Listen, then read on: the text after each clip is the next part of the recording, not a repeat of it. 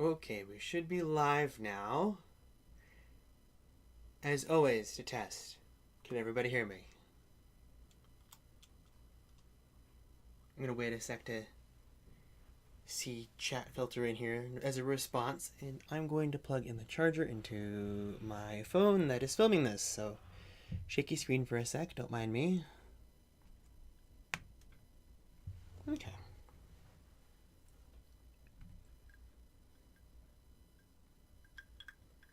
I will also be enjoying some tea throughout the build, so mind the ice.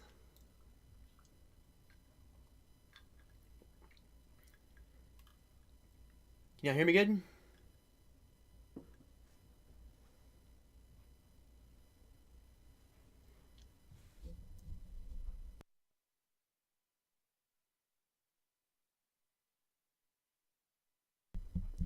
You should only be able to see the brick separator at this point. No, my hand's probably in there now at this point, but...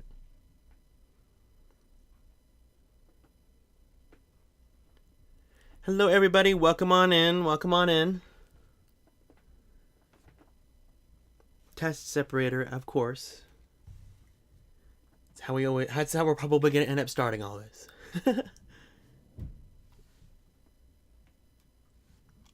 Check the setting here real quickly, just to make sure we're doing okay.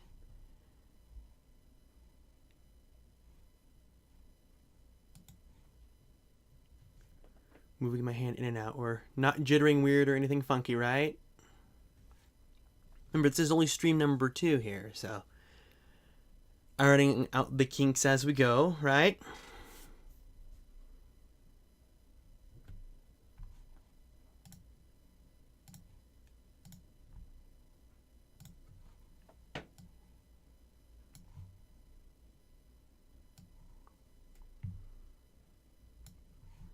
Ooh, I should let the world know that we're live too. Give me just a second here, y'all. How are we doing today? Are we having fun today? We do anything exciting?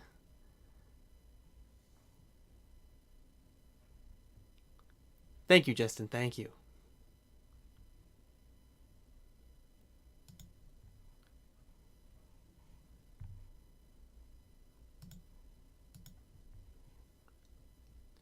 See, in my description, I said that I didn't know what I was building today. I know what I'm building today. Came across something cool, something new-ish. Well, new but also not new is a great way to put it, I guess. We'll have that go in there.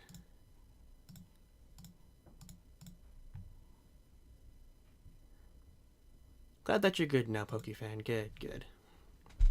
I'm gonna mute myself while I clack on my loud keyboard.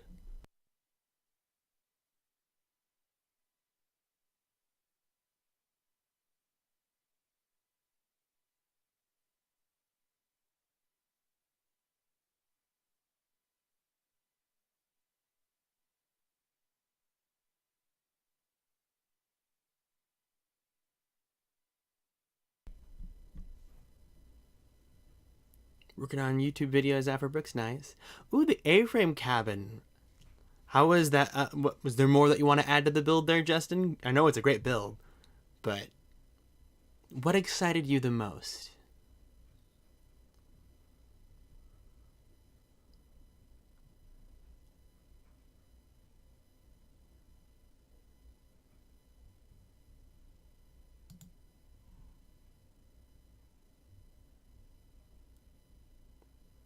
I will go out to say, Professor Pug, it is not the Millennium Falcon holiday diorama, but I did get that in the mail today. That we'll probably end up saving that probably as we get into the holiday season. Probably not something that I'll do just yet for that reason.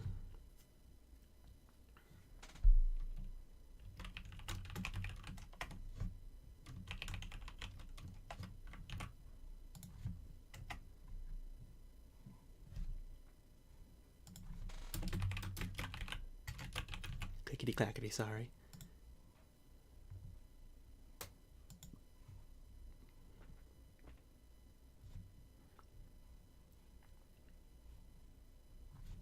Ooh, and I should let Instagram know too.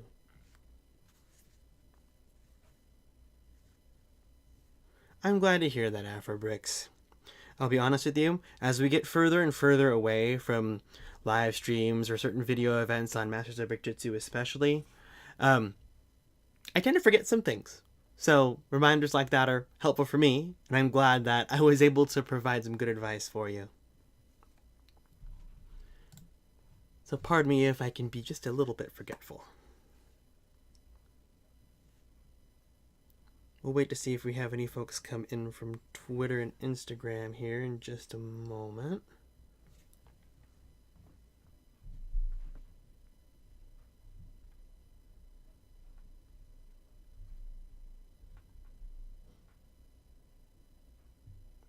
The changing leaves in the trees. Yeah, I noticed that a lot of people have a lot to say about the trees proper. I personally am intrigued by the build. It never was with the A-frame cabin. Like, as much as I love special sets that are fancy like that and the like, I'm not sure if that's one I'll end up picking up. Maybe one day.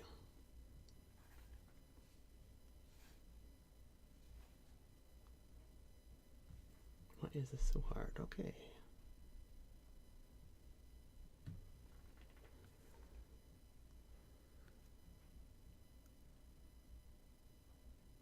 Oh, there's a whole vinyl record collection in there too? Did I miss that? Huh. Alrighty, one more second here, chat, and then I will show you what I found today. Our mystery Star Wars set.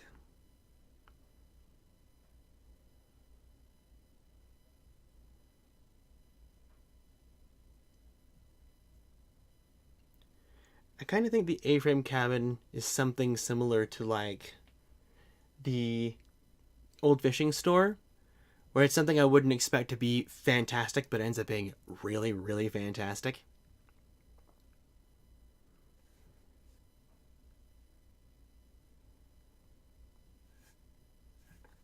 If the opportunity arises, I will give it a chance.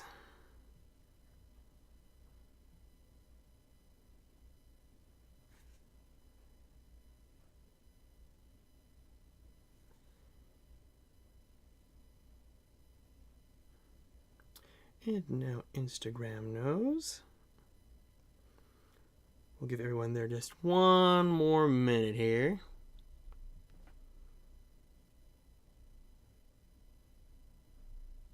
Perfect. And just as a reminder to all of you just stopping in, if you just see a brick separator there, that means the stream is working. I am here though. I'm here. Just getting set up. I'm kind of waited a little bit too late to get started, but I'm here now.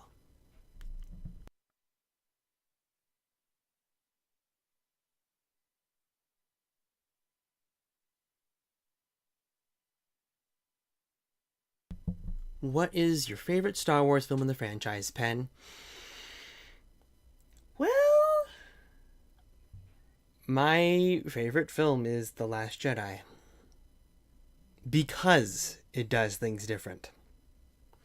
Now, I fully get a lot of people's criticism for The Last Jedi, and I will go out of the way to point out some of those flaws too that I personally see as well. But because it does things different and that it subverts all expectations, I love it for that. And yeah, you know, every single Star Wars production has some like quality of life issues, like something that's not actually in the image, like the blade and the sword fight. Ahsoka had a couple scenes like that, especially in that last episode, which we will talk about today. Spoiler warning in advance. I just like it. I think it's great. Now, that's just more from the as a story and a film standpoint. You gotta understand that I was born and weaned on the prequels, okay? I have a soft spot for all of that. I love the Clone Wars because of it. I love Star Wars. I really don't care how I get it. I'm someone who enjoys Resistance. It's not my favorite thing in the world. I enjoyed it though. I love all the connections we're getting to it that no one seems to notice since no one's watched it. I love it. We will talk about Animal Crossing in a little bit, Rune. Remind me. Hello, Timothy. Welcome. A QLT set. Which one is that, Afrobricks?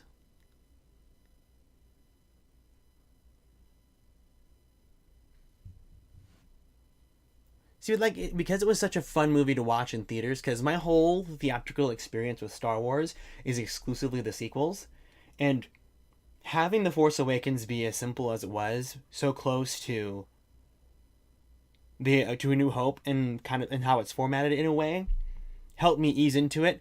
I went with all of my coworkers. It was a fantastic evening.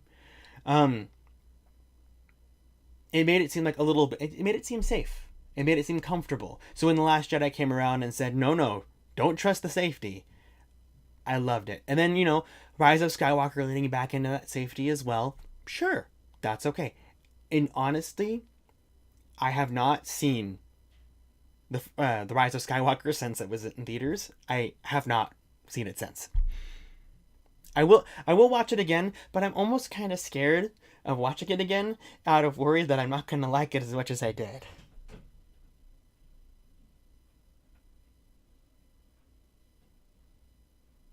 Okay. Do we want to see what the surprise set is?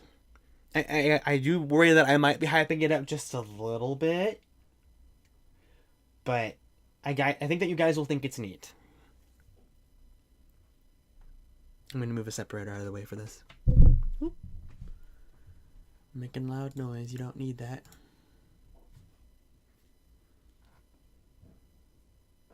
That's very fair, Timothy. And what's great, too, is that since there's so many choices for our favorite Star Wars things, I'm totally cool if anybody has a different opinion on the different movies, even if mine might be controversial to some. And a lot of people rely on Empire Strikes Back being like one of the ones that everybody falls back on, or Revenge of the Sith. I get that.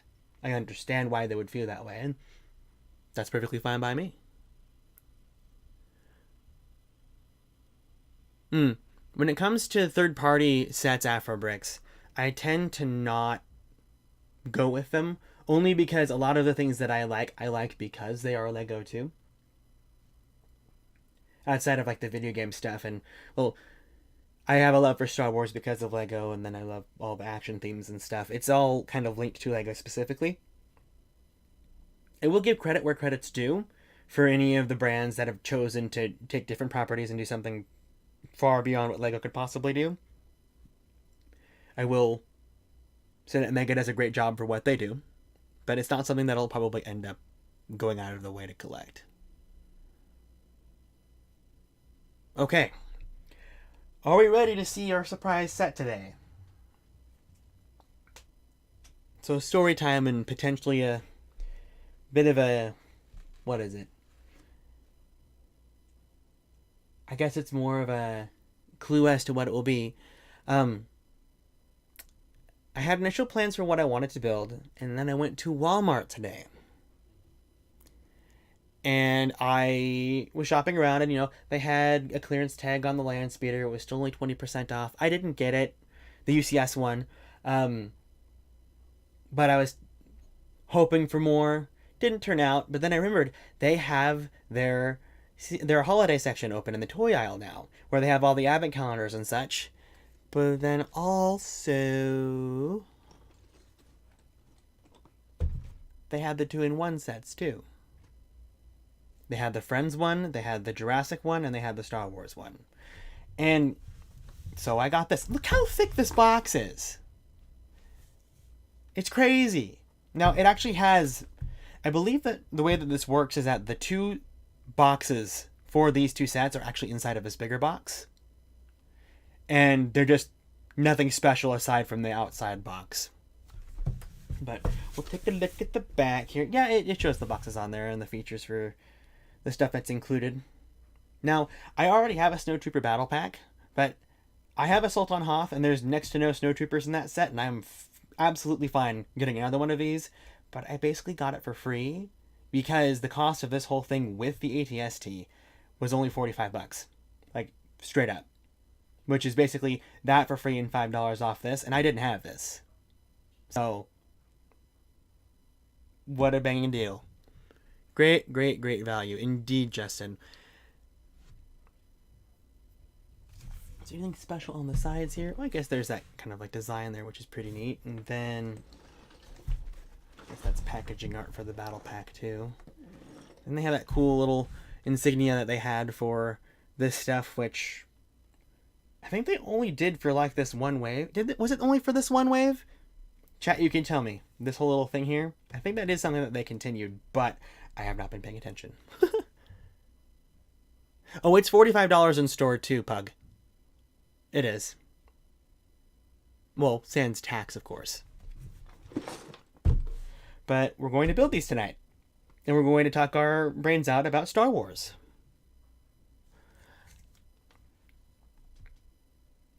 What is Ahsoka about? I haven't even seen any episodes.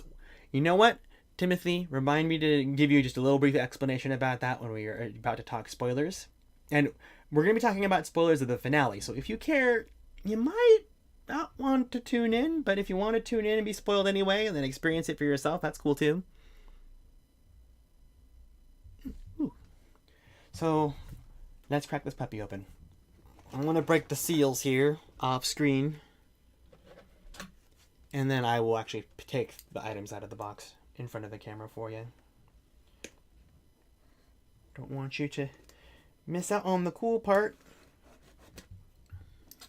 See, a funny story is that I've actually bought a couple of these types of combo packs before, but I didn't open any of them. I got the creator one last year with the alligator and the mighty dinosaurs. Kept that thing sealed because I don't have any room on my shelves for creator at the moment. But then I got the combo pack with the spinners and the Overlord Dragon from Ninjago just to have it because I love Ninjago so much.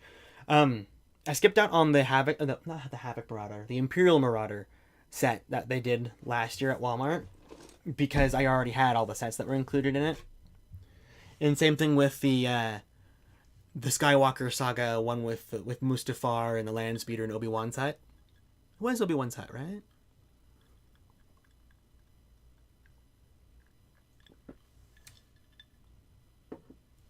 Okay, let's see what's inside. It's going to be very uneventful.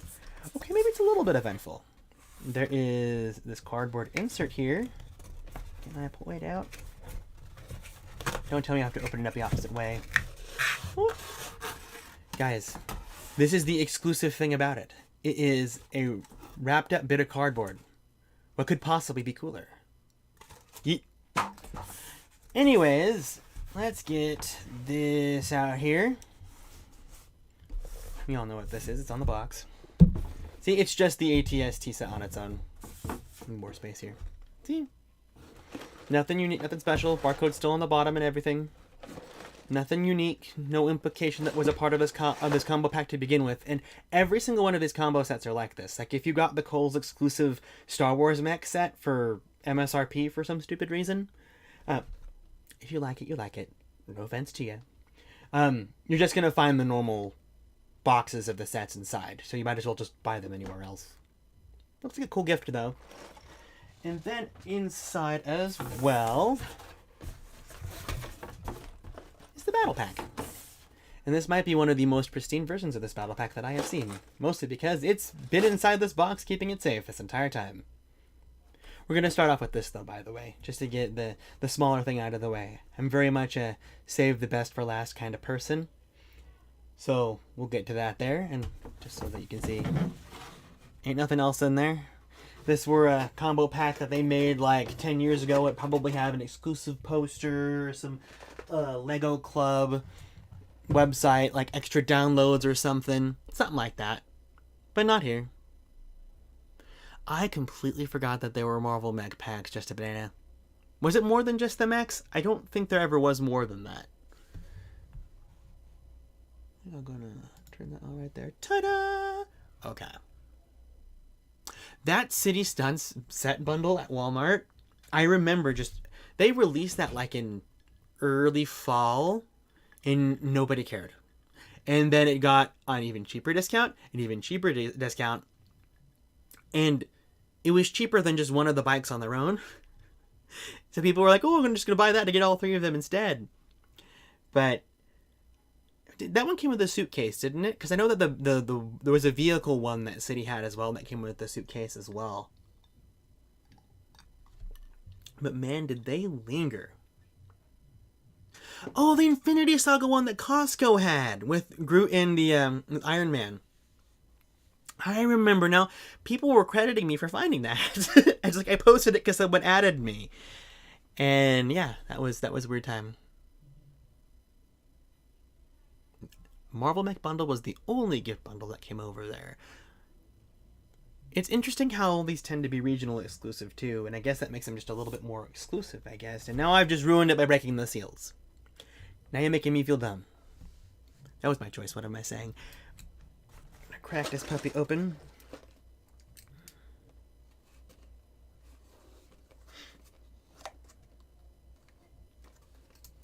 I suppose that since we're building some Star Wars, we will probably start with Ahsoka first. Just Ahsoka discussion. Oh my gosh, my family members are being loud.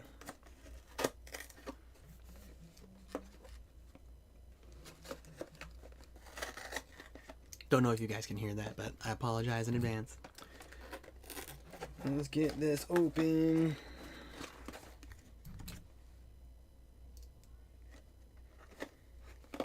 Why is it not wanting to? See, I tend to avoid the punch tabs because I like to preserve the boxes, and I probably just ruined it. Great. This is why I try to be careful while I'm live, and it's just, yeah. I'm going to mute myself for just one quick second, chat. If you hear no sound, that's because it's supposed to be no sound.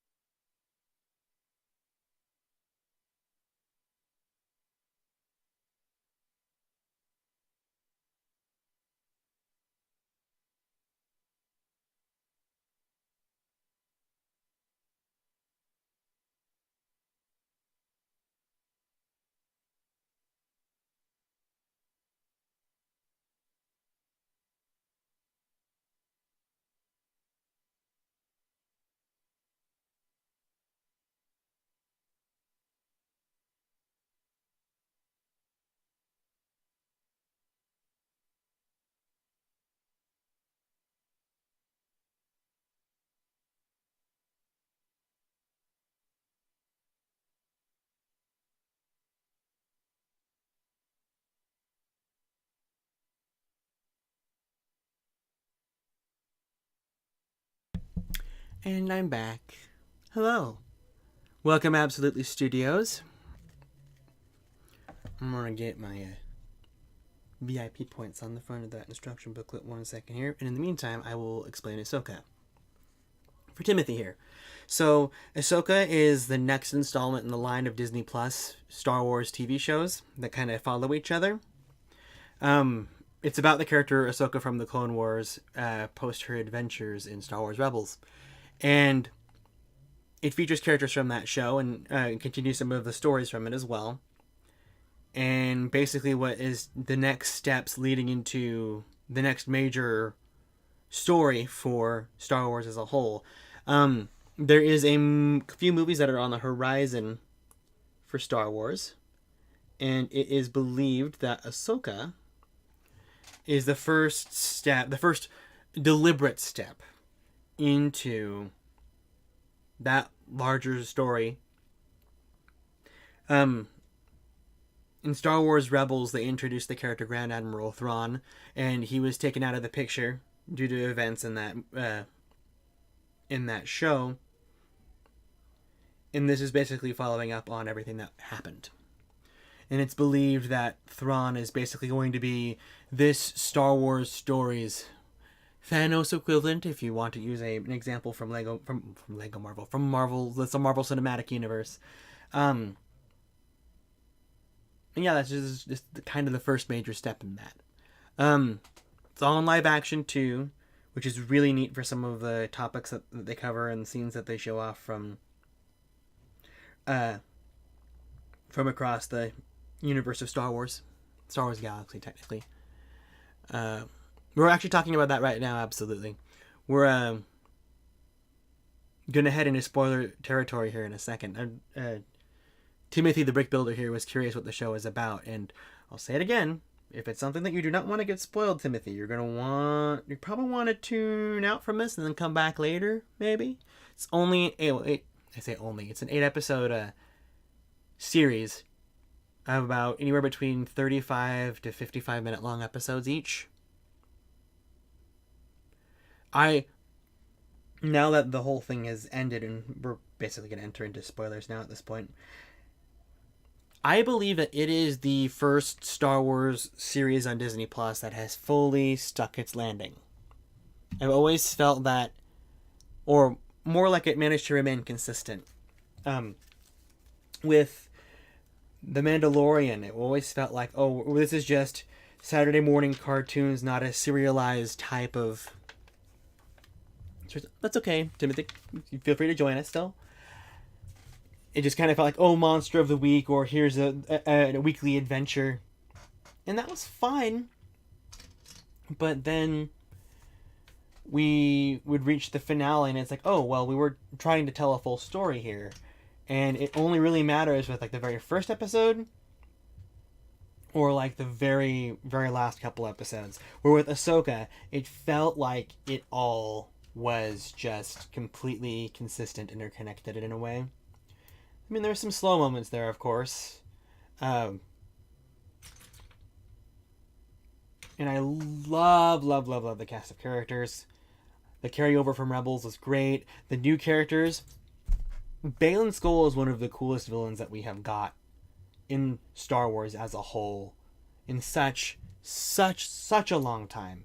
And I am so sad that Ray Stevenson has passed. May he rest in peace. Because that performance is just... It's just so captivating, and it's so fantastic. I'm so glad that we got this role out of him before he passed away. And I'm very curious to see how they will continue that story. Should Ahsoka eventually get its second season, which I fully expect it to be, because I don't think that they will leave Ahsoka behind for that theatrical movie. Or in my opinion, at least. It would be weird to me if they did.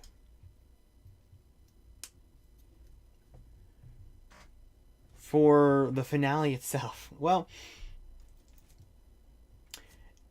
I have to give Lars Mikkelsen so much props for his work as Thrawn, because he just so perfectly captures a sophisticated and well-kept mannerism for Thrawn, while still looking on his face that he is in stressful turmoil over what's going on. Just brilliant acting. Every second he's on screen, he steals it, just like Ray Stevenson as Baylan Skoll does. It's an absolute thrill to see a live-action Thrawn, especially with his influence in all the stories that came before they made a consistent canon for Star Wars. It's remarkable.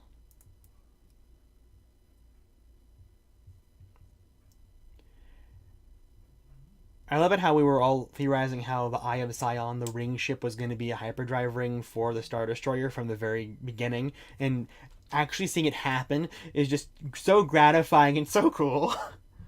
Dang it, I don't think I've ever had this many snowtroopers. Actually, I don't think I own any snowtroopers that are open. Maybe?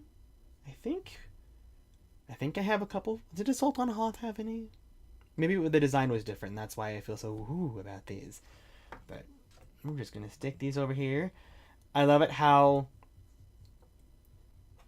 the different colored minifigure heads are being used here. Varies the stormtroopers by a lot.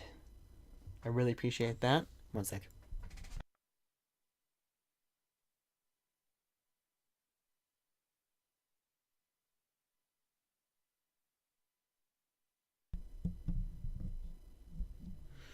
Alrighty. But one of the things that Ahsoka did that I love so much, and I know that this is something that not everybody loves, with all the connections to all of the animated stories, it's so exciting seeing it all be fulfilled on screen. Like the Night Sisters, that is some deep cut Star Wars stuff if you're not like fully invested in all of it. It is so... It's just so gratifying to see it basically brought to life on screen like that. Hello, Jacob. Welcome in. Welcome, Brickett Studio.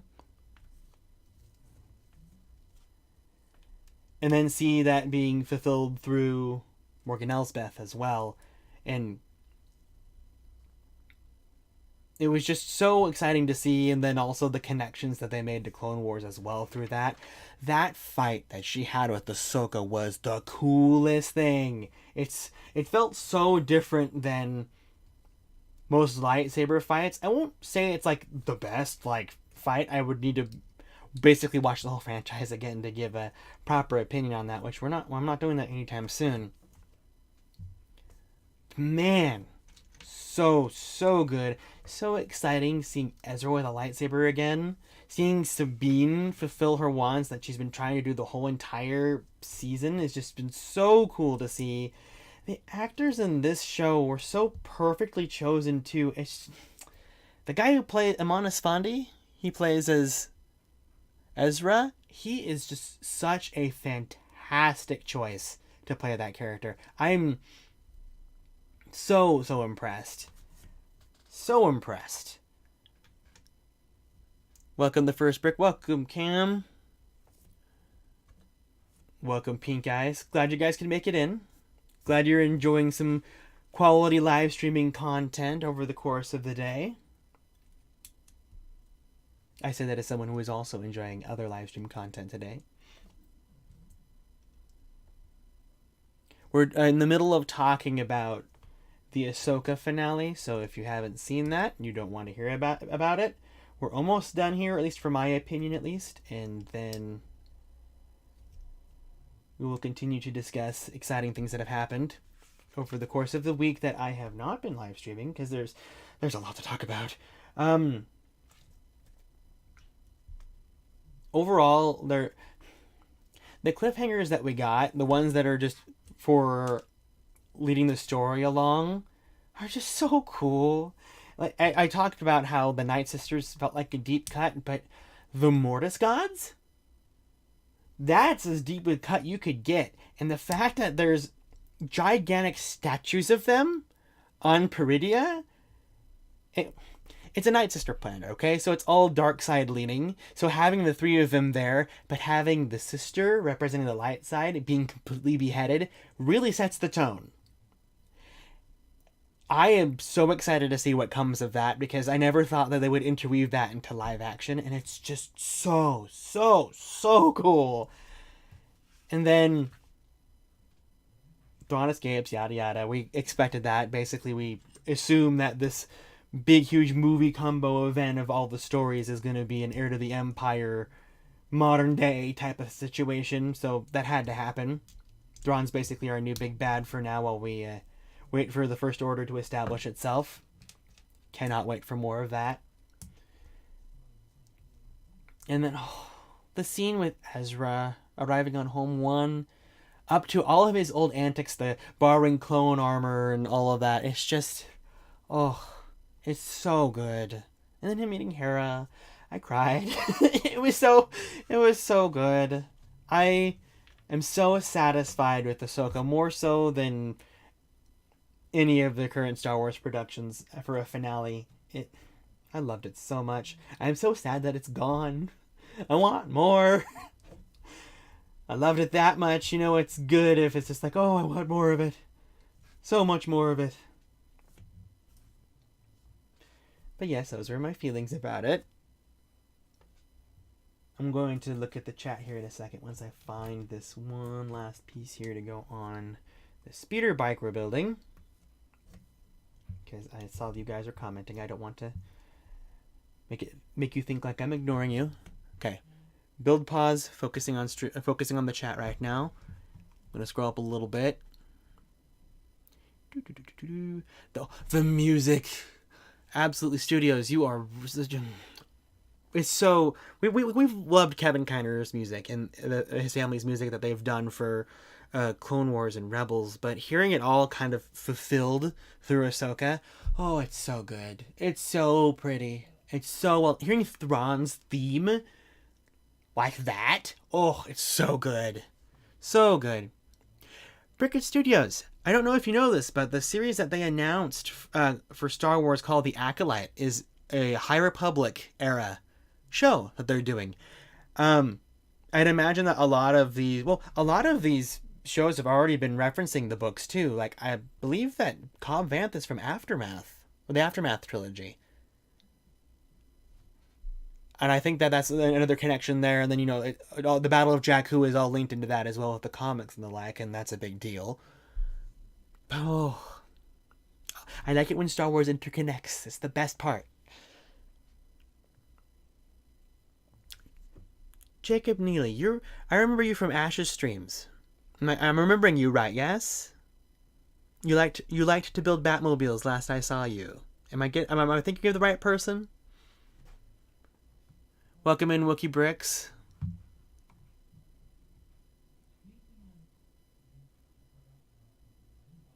Just looking over the chatter. Yes, we need a season 2. It'd be weird if we didn't get a season 2. I think there was something that was posted online where they called it a series finale, and then they deleted the thing and then reposted it as a season finale, which is good. Very good. I will talk about that in a second, Pink Guys. We need to talk about Animal Crossing first. Have a good night, Justin. Say hi to your children for me if they know who I am. Absolutely Studio says, and marks it as spoilers, I only had 2 issues with Ahsoka. Sabine getting stabbed was kind of lame, but I got over it. Hera should have been ran to hug Ezra. Oh, okay, yeah, the second one specifically, the not hugging Ezra, I feel like they're trying to save that for a proper moment, but we're not going to get that moment. Like I thought he was going to meet Jason. I wanted to see that.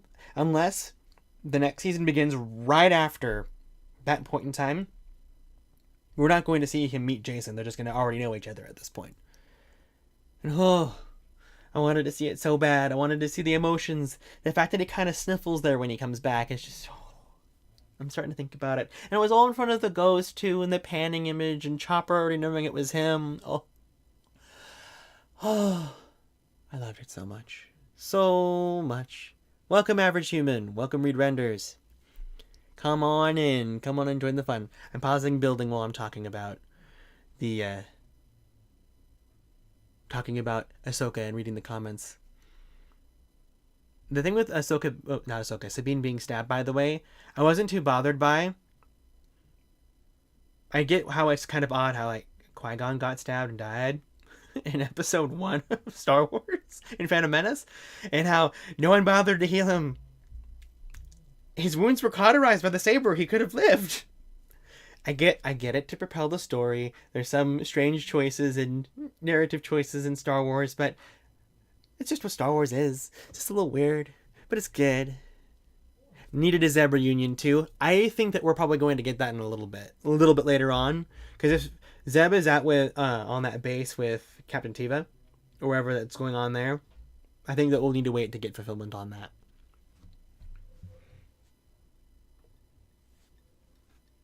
See, no Chopper kills, but what if he's just like, he's waiting for the proper time. He's harnessing his inner mass murderer.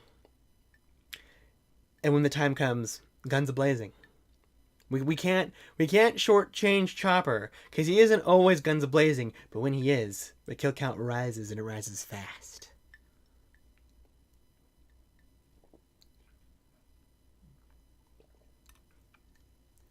See, Professor Peg, a lot of people think that the cartoon shows are for kids. I remember seeing listings for the Clone Wars on my old satellite TV DVR system, and I remember it saying that the episodes were PG-13, and I thought that was weird. Watching the episodes, I figured out why. Makes perfect sense to me. But then, on streaming, they're not going to communicate that it's PG-13. Or they do, and people just don't pay attention. And a lot of the episodes, like Ninjago does the same thing if you're a Lego fan to the fullest, where it's kind of childish to start and then grows with its audience. Stuff like that. You know?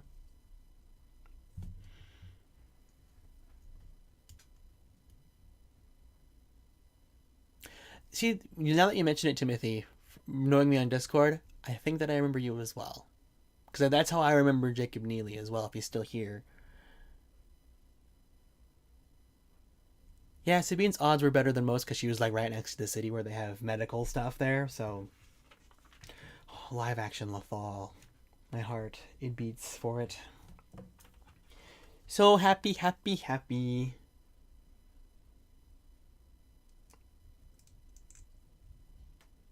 With Chopper in the court was fire. Yes, Chopper's basically there defending his adoptive mom. Like, why would he not be there? That scene was wonderful too. Seeing Leia's influence on the New Republic, as it were, considering she doesn't take a political role.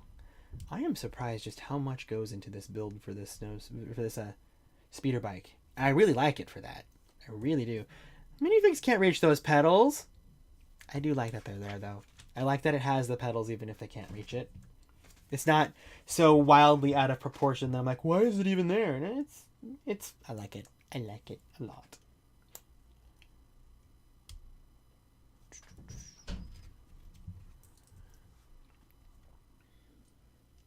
Man, maybe I've seen you once or twice on Discord, Benjamin. I'm not really sure. I know we've crossed paths.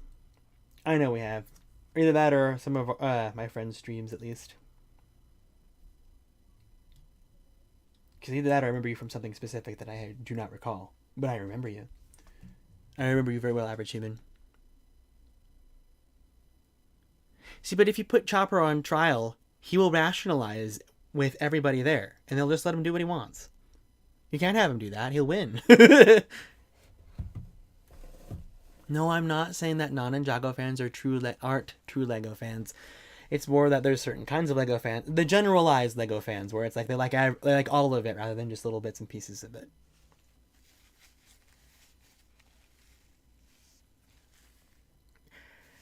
I helped delete the Ash and Flash server, Tim. Yes, I was the mod that everybody thought was a police officer, in a way. I'm doing my part. Okay, let's get our speeder bike friend on there. Is that for the blaster to go? Because I like that if so. We'll put it there. Or did I miss something? Did I miss something? It looks like I missed... Oh, wait. This set has the old megaphone in it. Oh, I love this. It has the megaphone, you guys. The original Star Wars blaster. We're gonna fix that right now. We're gonna put that right there. Oh, look at that. Ain't it pretty? But now I don't have a place to put the blaster. That's okay, though.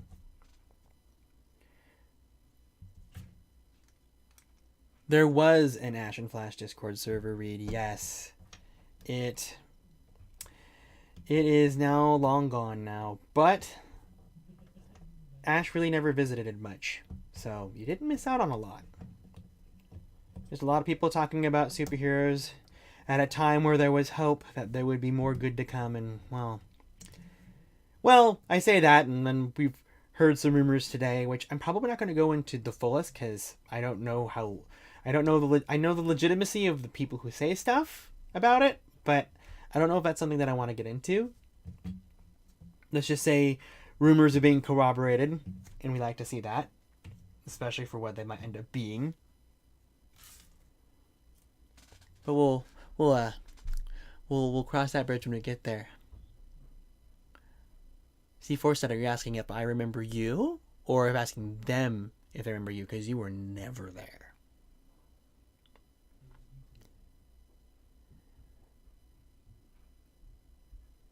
What does the trial for Chopper do? The dude will just escape prison and proceed to destroy stormtroopers for the fun of it. You know he would find a way. He would find a way. Yeah, the fun police name comes from that, because all the carryover from Ash's server into Holly's server, I deliberately used that, which I've since removed, by the way, because a lot of people who are there just don't get it anymore. That's okay. Yeah, Penguin Changus, you were a Minecraft realm guy. Spoos was kind of spearheading that, wasn't he? I know that I thought you hung out with Spoos a lot back then. Maybe I'm misremembering. Yeah, I was remembering people a few minutes ago. I remember you, Mr. Forstad. We talk literally every day, okay? Someone needs acknowledgement.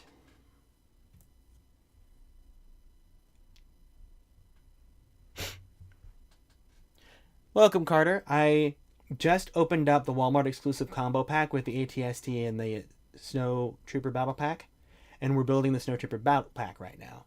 And we'll get to the ATST here shortly, considering this build is almost done. I think I'm making the E-Web right now. The E-Web with a stud shooter.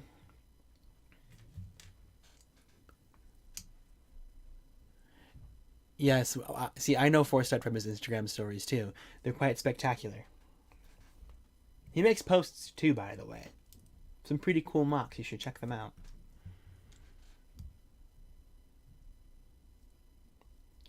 Do you know who's also a mod in the Noah R server? You'll never guess, Reed. You'll never guess. Oh, that's right. Yeah, I got you the free shipping code back in December, which you used to your fullest. I remember now. This is why we always give Pen reminders, because sometimes Pen forgets, but Pen will remember if enough information is given. Small story time. Before I left working at the Lego store, so they have free shipping codes that they give out to customers when they don't have a product in stock, and those codes they don't expire. So on my way out, I grabbed a couple hundred of them just in case I needed them. And you're not going to believe this. When it comes to Lego website transactions, the very first time that I specifically used one was literally last week to get the holiday Millennium Falcon build. I've been gone from that store for over 2 years now. And I only just used one the first time. I didn't shop there a lot on the website though. A lot because there are better prices elsewhere. But that's just me. Got the cannon done there. Last time I was in the voice chat room on Noah's server was January of 2022. That's a long, long, long time ago. That was before I kicked off my channel even. I mean, it existed, but... See, I know that if we went back enough, Cam, we could figure it out. Because I know that we've at least talked it ever so often on the server, on Holly's server, but... Yeah. The game nights, yes, I remember the game nights very well, Tim. I don't think I was ever involved in too many of those, but I was there for a lot of the live streams, though. A lot of the live streams. There's a little hinge on here. Why? Can I store my weapons on there?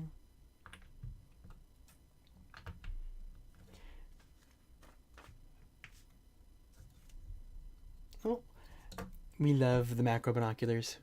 This is something like the battle droids that we still have. This piece has been the same since 1999 when they first introduced it. And it's perfect. It is perfect. Oh, back in the Among Us days. Yes, I remember. Oh, the Among Us streams ruined some friendships and acquaintanceships. Let me tell you what. That was a very different time in the LEGO community. That was post-lockdown COVID for most people. But life had not kicked back into gear quite yet. And so everybody was doing stuff online. And it's how I met a lot of my current friends right now, actually. I'm very thankful for that dark time. As crazy as it was, and dark. But we have all moved beyond that now. Yeah, yes. Good for us, very good for us.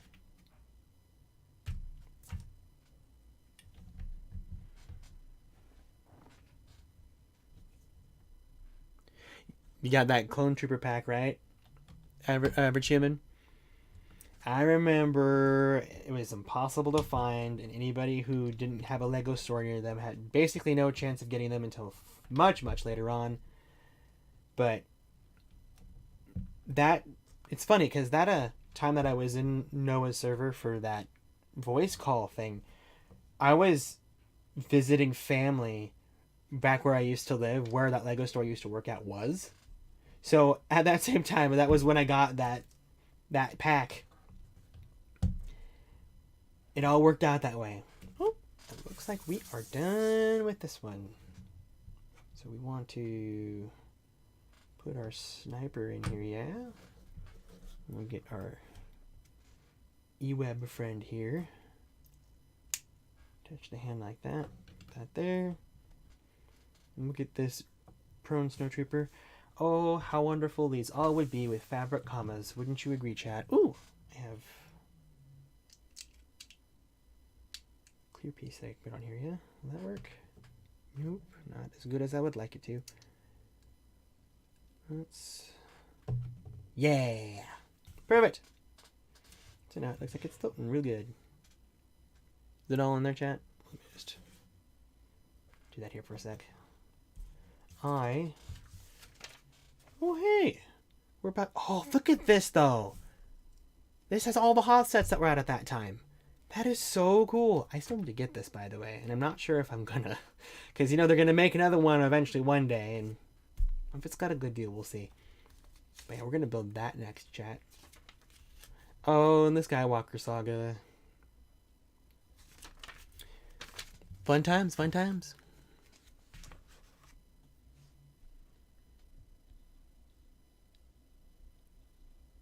Look at chat here real quick.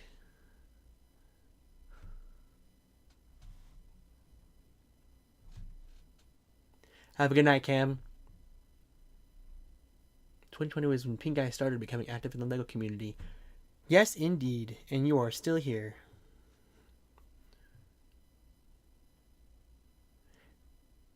See, Tim, but you clicking that link in Ash's stream chat to go to the Ash and Flash server. You say it was a mistake, but it was destiny, clearly. I did hear about the information regarding that superhero set Average Human. I was always of the impression that the 3 X-Men figures that were included in the collectible minifigure series would feature in future sets. Like, I've always felt that. According to rumors right now, the only one we'd be waiting on is Beast. But if that rumored X-Mansion ends up happening, he's gonna be. At least his head is gonna be in there, or in his hair too. That's how it's gonna be. Yeah. Welcome, Gitchuck. I'm glad that you love Lego. We love Lego here too. We're building Lego Star Wars sets right now, and I just finished this battle pack, and we're going to be building the Hoth ATST here in a second, but I'm catching up with chat. It was a canon event for Tim there, Pink Eyes. Well, Reed, you want Fortnite, you say? We can talk about that. So, if you didn't know and you happen to like Fortnite, on LEGO's certification website, and that's this website where they have to provide like the legal stuff to say, oh, we made this thing and we're going to sell it. It's a thing that required to do. There is a build for a Loot Llama Lego build that popped up. And we don't know what it's for. It's not a polybag. Everybody kind of assumes based on how it's posed and the render quality of the image, how it looks, it's probably going to be a make and take. Like you go to a Lego store and build a thing and then you get to keep it when you're done. Great way to promote things at a Lego store for something like a Fortnite crossover with Lego. Because that's been rumored for the longest time. Especially after they worked on that whole metaverse thing together. Which would be basically putting Lego in Fortnite and that kind of stuff. But we don't know if it will lead into a full theme. I think it would be weird if it didn't. I think it's kind of weird that how cosmically this is happening again, where a company is doing things that are not best for their employees, while Lego is about to potentially make a Lego theme based off of one of their popular properties. Because this happened with Overwatch, but it wasn't about firing employees or laying off employees. It was about other things that I will not talk about here. And how that all snowballed into, oh, you're late to the party. Oh, people aren't playing the game as much anymore. These aren't probably going to sell. Of course, Fortnite has more longevity as a brand than Overwatch had in its heyday, which that ended real quick. So we'll see. We'll see. I'm very curious what that collaboration would mean. The rumor Giga Check is that after season 4 of chapter 4, there is going to be like some sort of Lego event in between the 2 seasons, unless it's like the event that changes things into chapter 5. I don't know. We do need a battle bus set, Rune. We do. See, that was my theory too, Penguin Changus. That it was going to be a promotional thing for the tournament that's happening. Fortnite, at the end of every season, does a Fortnite national, what is it? It's a championship series, basically, where all the pros that did really good in the season compete against each other for money, officially. And this year, or this season's, is going to be held in Copenhagen, Denmark, which is about 3 hours out from Billund, Denmark, where Lego is located. And it's possible that the Loot Llama build might be for that, exclusively. See, Lego Fortnite figs would go hard, because they're so cool.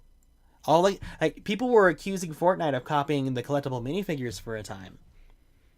That's how good they are, you know?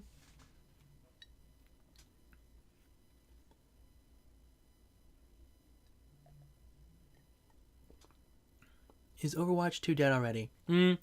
See, with Overwatch 2 being free, that's really going to help its longevity. And their updates, the updates that they've been doing have been so much more consistent compared to Overwatch 1's issues that it had. I really got to give it props for that. I got back into Overwatch again, and I found myself to be quite good at the game, in my opinion.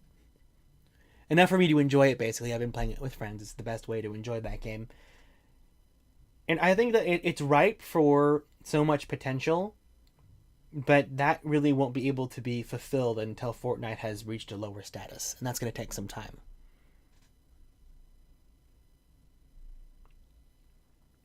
Lego CPA, first off, welcome. This isn't a teaser for the surprise set. The surprise was that I found the 2-pack at Walmart, and this is the first set in the build there, and we're going to build the ATST here in a second. And in fact, I might pull these aside here, and we can get that set going. Ooh.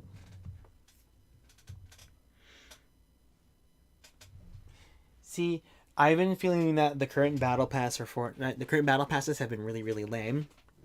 I only got this. I didn't buy the battle pass with Optimus Prime in it, one of my favorite pop culture characters ever, out of fear that I might not get to tier 100 to get him. And then they made Ahsoka the secret skin. I say secret skin. For this season here. And I'm going to go in and get all the quests done to get her, but that's probably all that I'm going to do for Fortnite for the remainder of the season, because I really could not care less about anything that they're doing in Fortnite right now. It does not engage me. There's no more lore. I don't care about non-lore Fortnite. I enjoy lore Fortnite. I know that's weird for some people. The fact that it's weird is why I enjoy it. See, that the long playtime for Overwatch 2 is because there's so much that's worth playing there, Tim.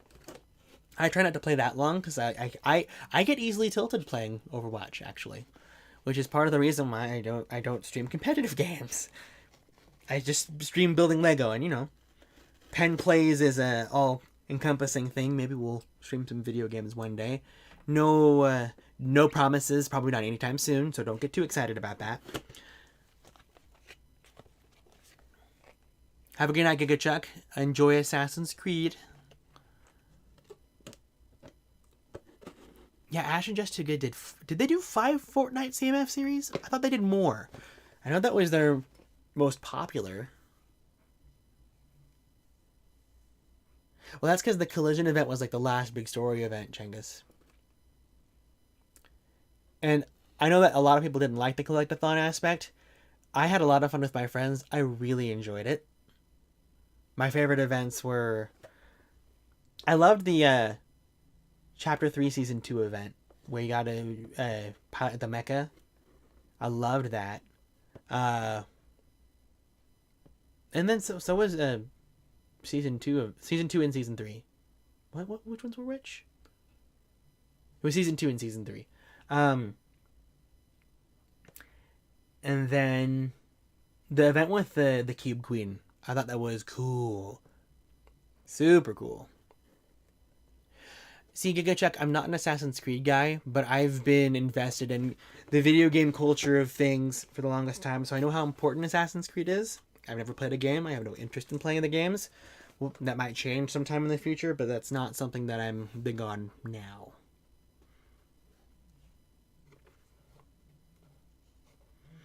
I'm going to mute myself for a second while I get these parts out. So one moment, please.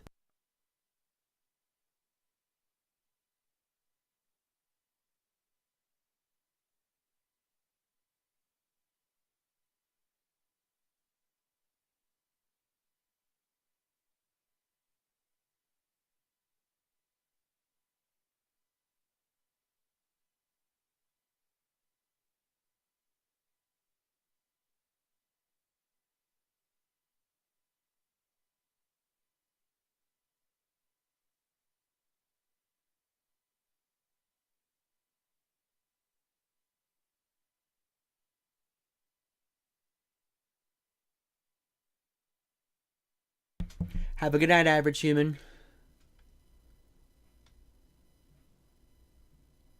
See, I don't know what the hidden blade thing is. That's the thing in their arm, isn't it?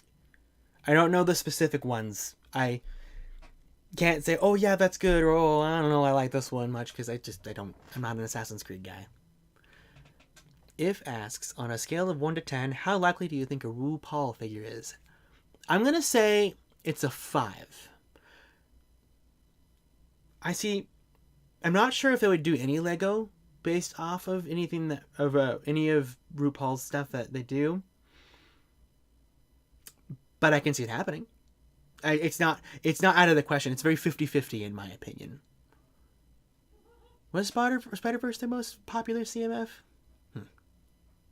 Maybe. I'll ask him. I'll ask Ash what he remembers.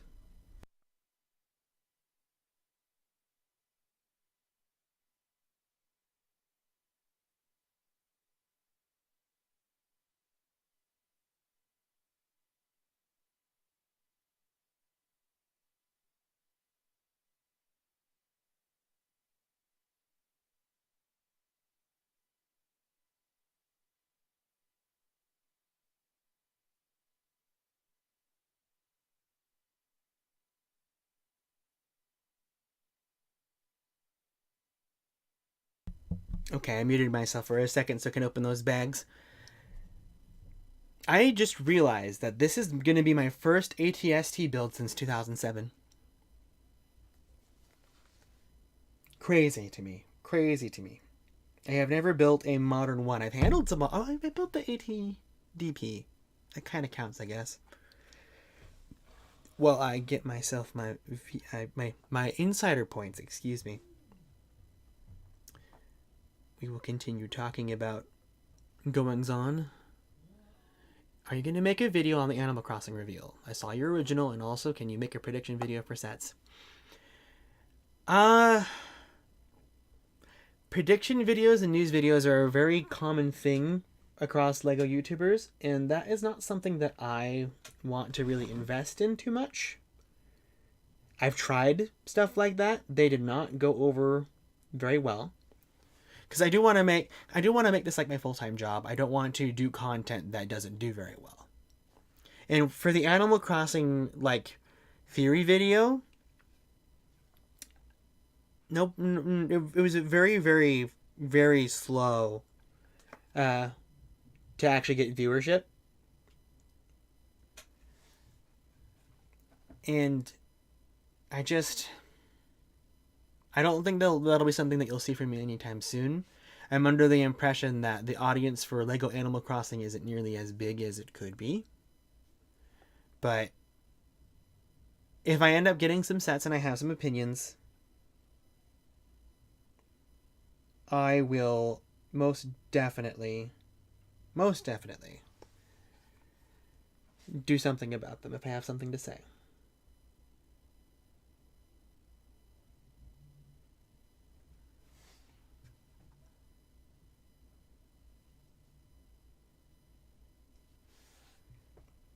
Why isn't it letting me redeem points for the set?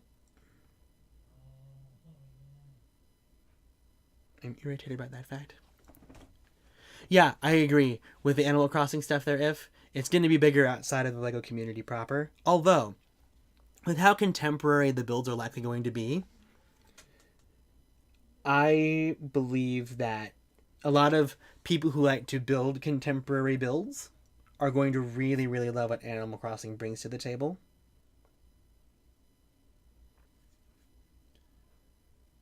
It's kind of what happened with BTS. Like that's not for LEGO fans. That's very much for people outside of the LEGO sphere. Now, there can be LEGO fans who like BTS who get it. Absolutely. Yeah, it won't let me redeem credit. That sucks.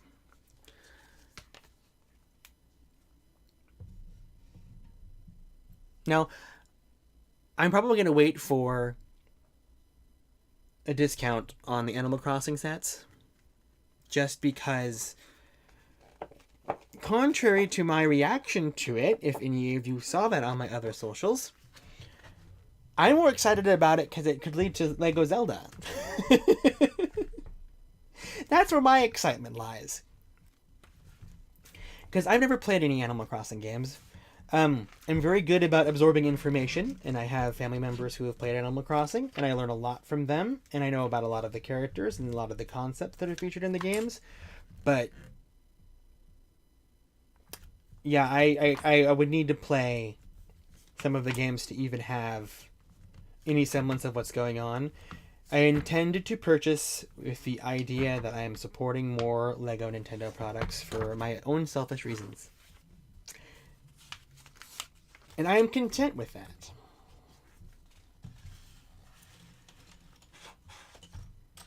I will not shy away from that truth.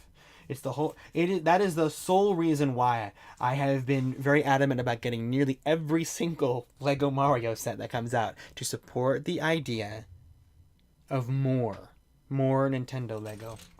This is the snowy Chewbacca. Oh, look. You get a little. See, my glare is actually making the effect even better. So it's just a little reflective, but he's got little snowflakes on him. I love that. Oh, and his soda with sweets. That's fun.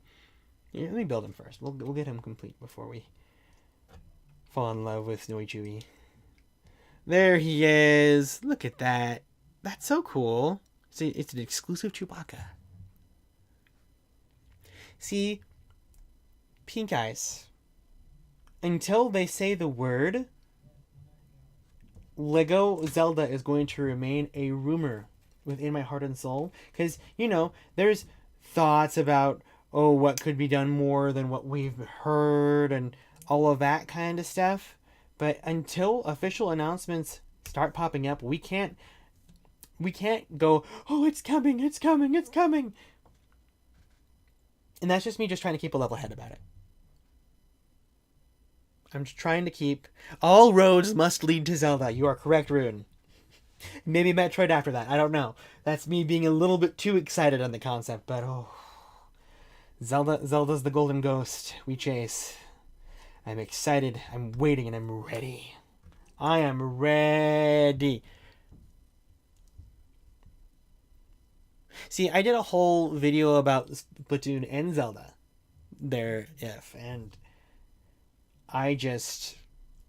if there is any other Nintendo thing that I'm going to fall head over heels over, aside from a potential Zelda theme, it would be Splatoon. Because that game is just so much fun. So much energy. I don't play it as much as I used to. Haven't even touched 3. I want to, though. I really do. I really, really do. See, I wouldn't call it the No Way Home MJ philosophy too much. Because it's more informed caution. Because, I know what's been talked about, and I can be optimistic that it's being talked about or shown, if you catch my drift. But yeah, yeah. See, I deliberately acted like I was in denial, no matter how much validity to Optimus Prime was popping up. until the day happened, the day it came, the day it was revealed, and, well, then I saw his face, and now I am a believer.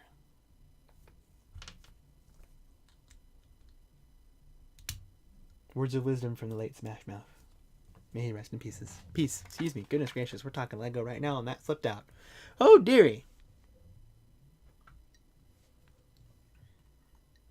It is Snowflake Chewbacca Pug, because we're on Hoth.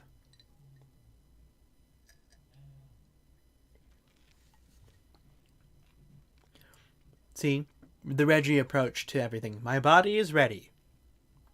He said it best. The idea of the factories, is that they want to get products to people faster. So, by having the one in Vietnam to support the outside, the Asia Pacific region outside of China, but then also having a factory in Virginia is to specifically help support their major regions, because the factories that are in Europe support all of Europe pretty well for what they are, but then Monterey providing for South America as a whole, and then the Virginia factory doing North America, splits that work between the both of them so they can both focus on their own markets. And that's why if China does stuff exclusively, the China factory exclusively does China, and the Vietnam factory does everywhere else in the Asia Pacific region, you're good to go. You are good to go. Eases the stress in one way, but puts more... What is it? It puts more eyes on them to do their best.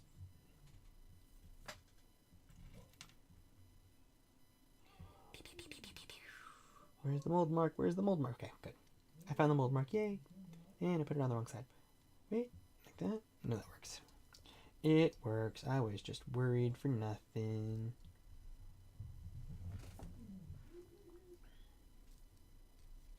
When it comes to predictions for Animal Crossing, it's very clear that we're going to get a boat for Cap'n. Just based on the fact that he's there. Like, that's an easy $15 to $20 set right there. Depends on the boat. It really depends on the boat. There's lots of good opportunity there for that. And if Tom Nook is there, I'm not sure if we'd be getting Nook's Cranny off the bat, because I know that he has other places of business. And then you could literally put Isabel anywhere, and it is her new leaf design too. So they're not. It's very clear they're not sticking to anything specific.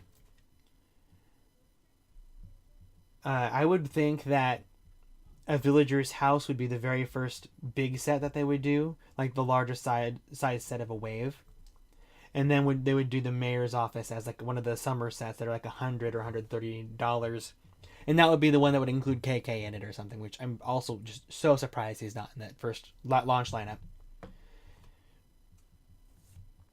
And I do have favorite Animal Crossing characters that I would like to see, but I don't have like the game's attachment to encourage my feelings. I just go on the looks of the characters.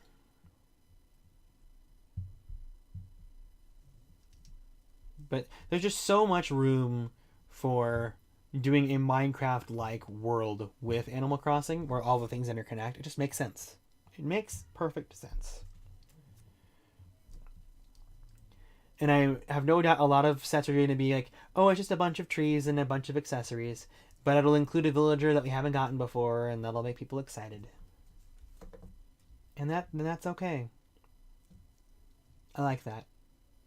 It's a minifig-focused theme without it. With simple designs, so you don't have people who are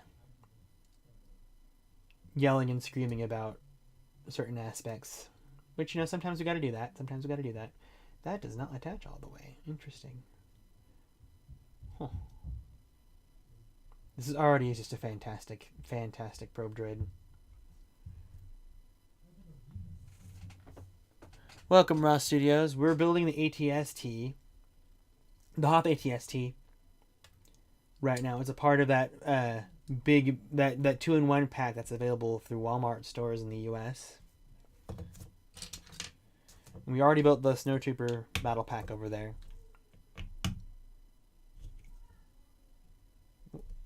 There we go. We'll get the eyes all good and ready to go. See, Tom Nook's outfit is based on New Horizons, and the one thing that I love is that because his tailpiece kind of adds that extra layer of color in between his legs and his shirt, helps imply that a little bit of his belly is showing, which is just so on character, and I love that so much. It's that unnecessary attention to detail that you're so happy is there. I love that.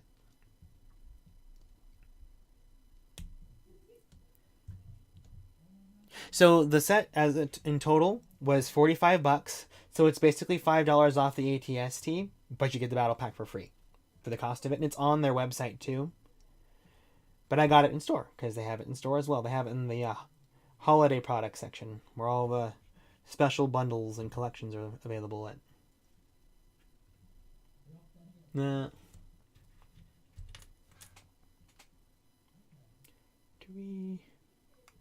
We'll get the claw here. Put that there. Oh, I need another end on this one.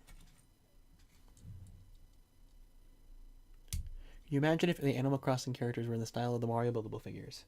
Well, I think LEGO understood that it would be impossible to do, so they didn't. And we can be very happy about that. I think that the Mario sets do capture some Nintendo magic there, but we all wanted minifigures. So it's such a universal want. I would hope that we do get Roy in the style of the other Koopalings before they end up changing Mario's design language. But I'm not hopeful. I'm not hopeful. Wish I was. But I ain't. What is? Oh! I forgot something, because of course I did. That goes under the main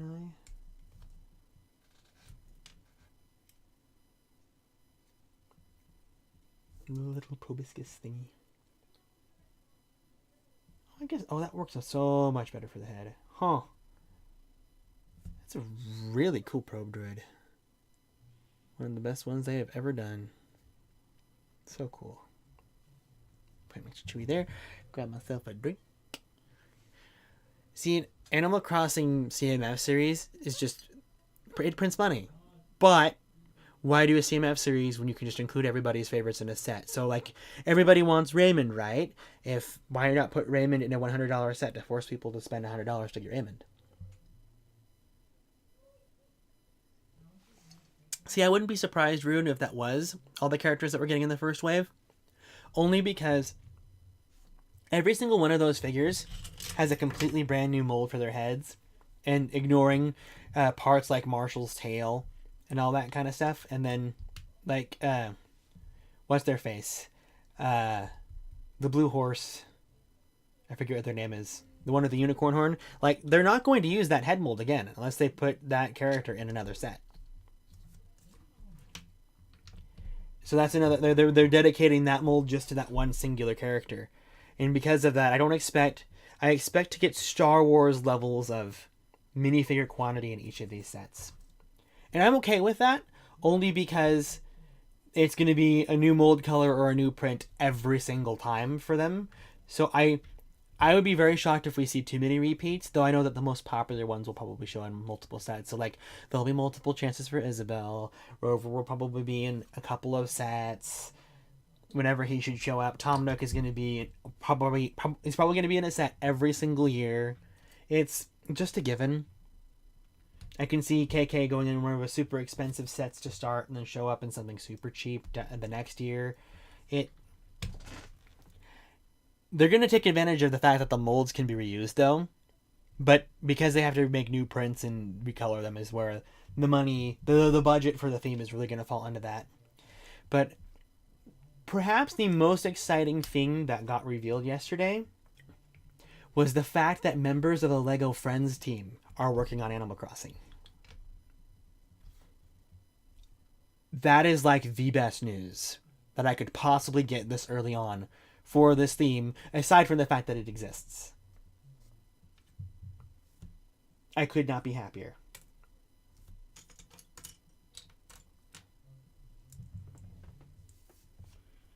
If you could create any Lego theme based on any IP, but for every theme you create, you must discontinue another Lego theme, would you create any new themes? And if so, what would get the boot? That's a tough question. Because everything that Lego has in their portfolio now is just... It's meant to be there. My scapegoat, of course, would be a theme that's deliberately only supposed to be here for one wave just to get more people on board, like something like Gabby's Dollhouse. I don't think that that's something that you're wanting as a response, but I want Lego to do... Well, if it's a license thing... based on any IP... I don't think that I could probably answer that question without some serious thought. Because I would say Zelda, of course, but we're kind of leaning in that direction already. So I can't do that. Unless Gabby Dolls... well, yeah, you know, if I asked Gabby's Dollhouse, I would get some Metroid sets. Sure. I'll take that. I know plenty would agree with me. Might not be the most practical thing in the world, but... I just want a D2C of Samus's gunship. That... And then a minifigure. I don't need Ridley. I love Ridley. But... I don't need him. I'd be so happy. Maybe include Zero Suit Samus. It's up to them. Maybe include the animals from Super Metroid. Maybe the Metroid baby from Samus Returns. I don't know which Varia suit they would use. I know that I would love the Dread one. But the Dread ship is not as iconic. As much as I love it. As much as I love it. My friends at Lego stores have said Dreams isn't selling well anymore. Any more of you know if that's true? See, I don't get to see, like, sales information, because I don't... Like, even when I was working for Lego, I could not see any of that. I was not in a position where I was granted that authority. So... But my usual gauge these days is seeing how frequently their sets would go on clearance. Now, we're not at a point where those sets will be on frequent clearance yet, because the moratorium, so Lego forces all stores not to put an item on discount until after a certain number of days, and it's usually 2 months. It's a very common thing. And when it comes to Dreams, we've only just hit the 2-month mark now.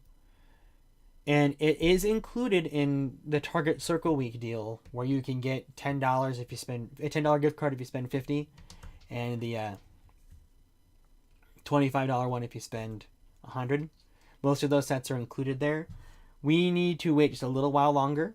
I think that we need to get through the holiday season first before we end up making any claims, because buying Lego during the holiday season is already at a high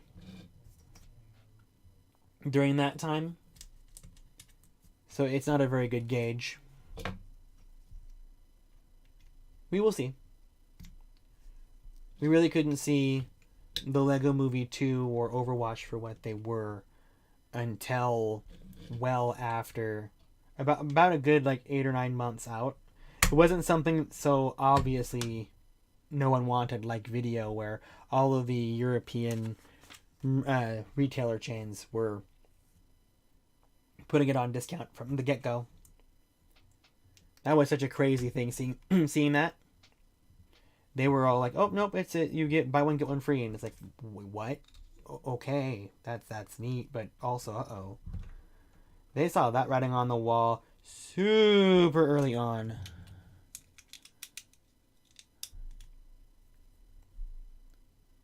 See, you say that about you're talking about the human villagers, right, Rune? Because I think that the idea would be to have a human villager there and have a house for us to build. It would just make perfect sense. Oh, see, the Minecraft village set that they did, that is one of my absolute favorite Minecraft Lego sets. I don't play Minecraft. I may play Minecraft one day, but I don't right now. But that set I always thought was just so incredible.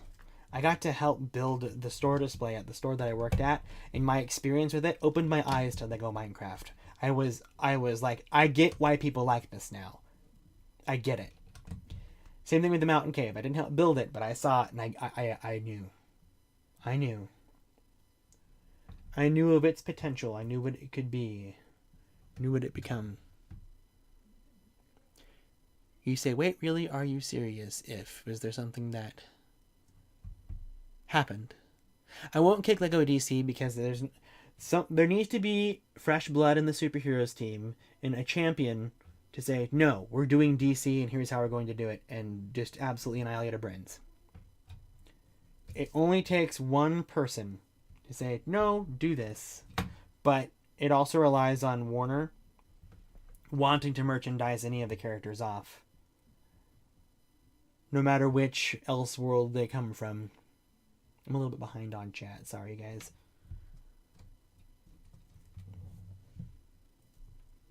See, Gabby will remember this, but is Gabby real, though? Is Gabby real? No. Her and her dolls. I'll say it again. If none of you are paying attention on August 1st, the Gabby's Dollhouse sets were the first ones to go onto back order. Do not underestimate it. It could even be here to stay for all we know. And if it's making money, that means that more Lego themes get made or supported, and I'm content with that. Even if I don't like the theme that's making the money.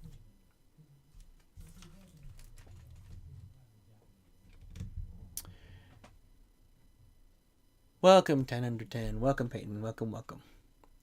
Metroid only needs a single set. Samus has Gunship versus Ridley.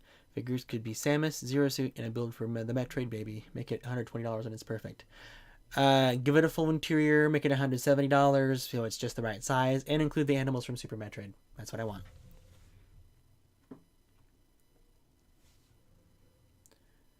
See, I don't think Dreams is rated in a way, Peyton. I hate to be that guy but there's a really high probability that you would have been able to find the Hoopty for like 50% off here in the next few months if you would have waited a little bit. Did you build it? And did you enjoy it, though? Because if you built it and you enjoyed it, and you think it's worth the value that you spent, then by all means.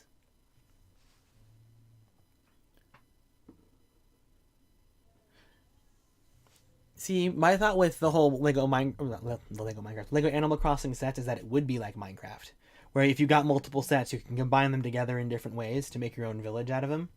That just makes perfect sense. And if they don't do that, I will be really weirded out. It was made for that. It was made to be like that. And I hope it delivers. Another great set, and I know that it's not technically relevant right now because it's based off of Pikmin 1. Wink, wink, nudge, nudge. Is the Hokatate ship from the first one. Just so that we can get Captain Olimar. But then that ship's so iconic thanks to Smash Bros. It would basically be a Smash Brothers set, just like the Koopa Clown car was.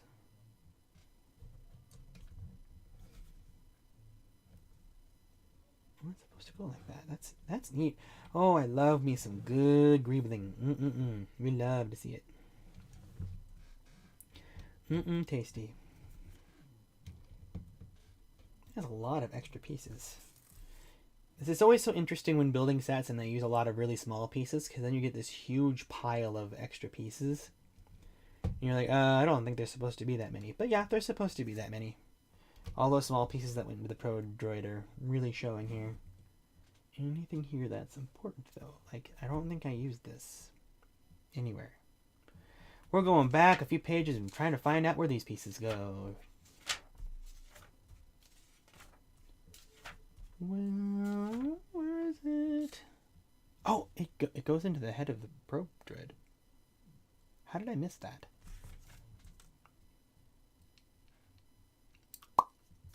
Ta-da! How easy is this? Not as easy as I'd like. There we go. Guess that'll be a good stopper for the antenna. There we go. Oh, that's smart.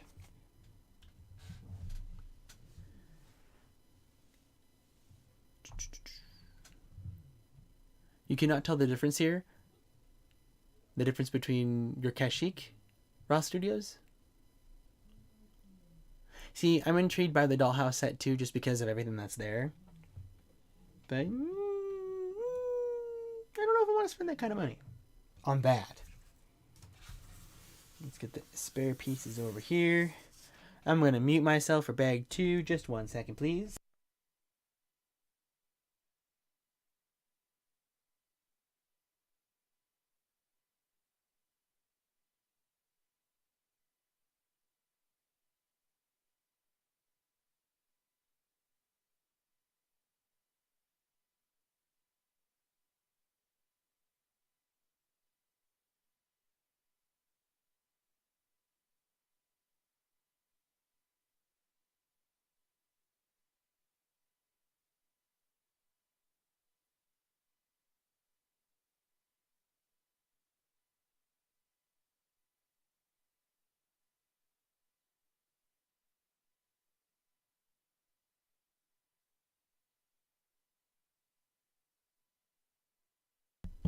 And I'm back. Oh, your mom got the hoopty for you, F. That's basically free Lego. But I think that $90 could have been spent elsewhere, in my opinion. I think she was on the money when she was like, when she said what she said. Are you sure? Because I can think of, if we pulled up a list of $90 Lego sets, I could name quite a few that would probably do you better. But did you enjoy the build though? That's the most important part.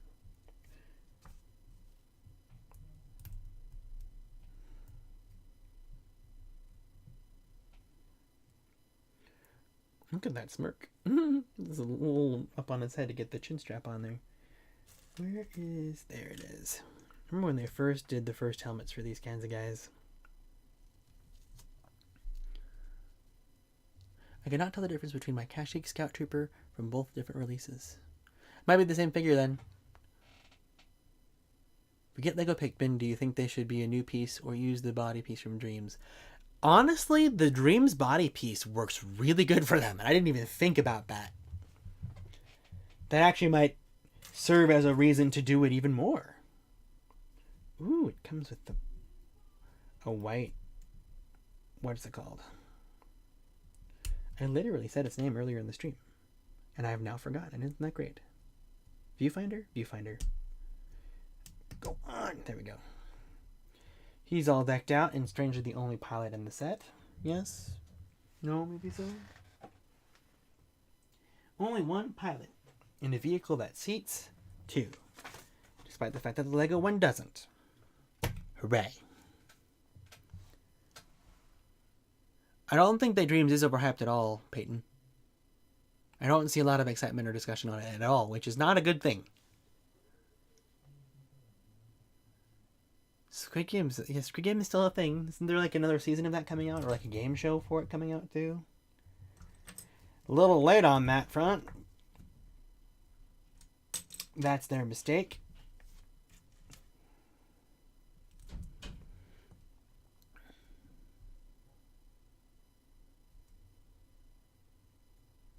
Oh, you have the Quinjet. Very nice, If. It was actually really nice and thought it was fun and has a lot of personality. I will give it that. It has a lot of personality. That price is just so bad. It's so bad. Did you spend $10 more so she could get the $25 gift card as opposed to the $10 one? Although I don't know if the hoopty even applied for that thing because it's brand new. I don't think that they're allowed to do that.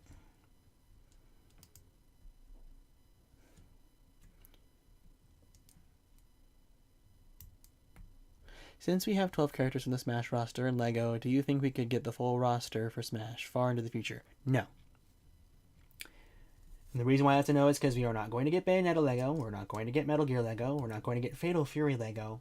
Well, I don't know how they would do fighting game nostalgia products. I have my amiibo to my left. I'm looking over here. There is no way we're going to get a Wii Fit Trainer LEGO set, okay? There ain't no way. And then all the Pokemon stuff is not very likely either. Just because Lego likes to say, oh, molds are really super expensive, and then Mega is over here making like 15 new ones per every single wave of Pokemon in order to retain the design language of all the characters. They're kind of better suited to have that IP. And if we don't have Pokemon, we don't have Lego Smash, and we never will. Especially since it's likely that Mega would fight tooth and nail to keep the license in the first place.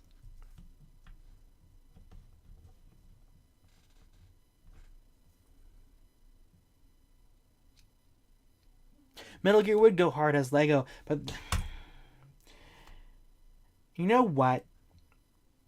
This is me saying this from the perspective that Lego will rest on their laurels with the 18 plus line. Where it's like, oh, we still gotta adhere to, being good on our image, blah, blah, blah, blah, blah. And it's like, no, you should be making pop culture horror characters that are not their murders, not the scenes where they murder, but they should be in Lego sets. You gotta do more Stranger Things Lego sets. It's just weird that they're not doing that, because that's a moneymaker right there. So much stuff is just ignored because it's too graphic. Like, if they did Family Guy Lego sets, sure. If they did Rick and Morty, it all makes sense. It all makes sense for them to do that because they are relevant, they make money, and it's 18 plus, so it's not meant for kids technically, and they can get away with saying that. But until that is figured out and understood, we're not going to get stuff like Bayonetta or Metal Gear.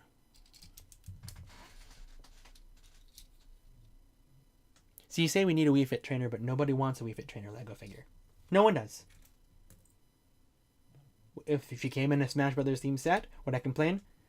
Yes, because there's so many other characters that could be included, unless there was already Lego Fire Emblem around or Lego Kid Icarus coming around, which that's going to be another impossibility as much as I want it. Yeah.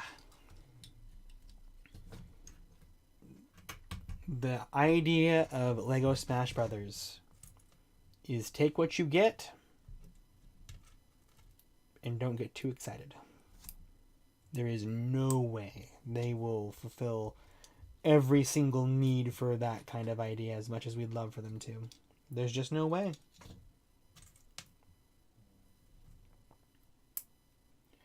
There is just no way.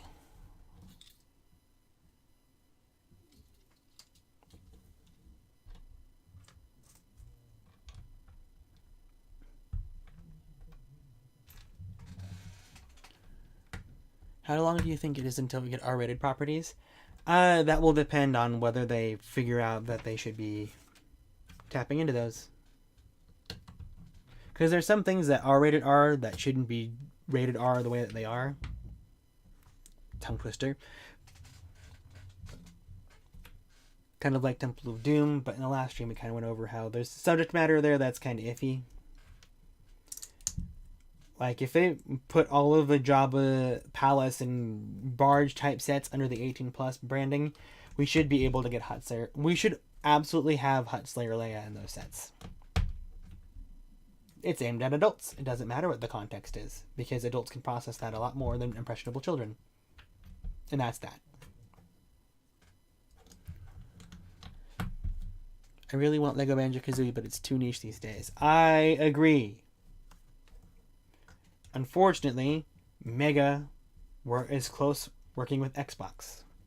And because Microsoft now has owned Banjo for the longest time, yeah. Although, they kind of work with everybody, though, because Lego has Minecraft. What am I saying?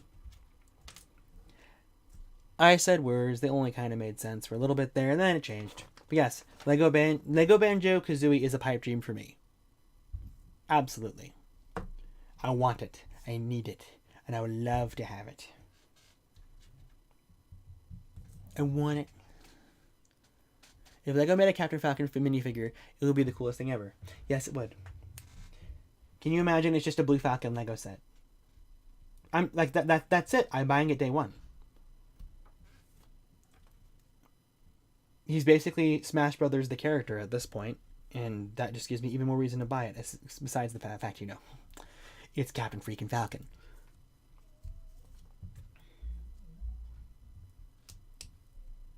Yeah, take a second to focus on getting the Technate pins in here just right. So much pressure building Technic on a live stream. Gotta get it right the first time. You'd be embarrassed in front of everybody if you get the gearing wrong. All that fun stuff.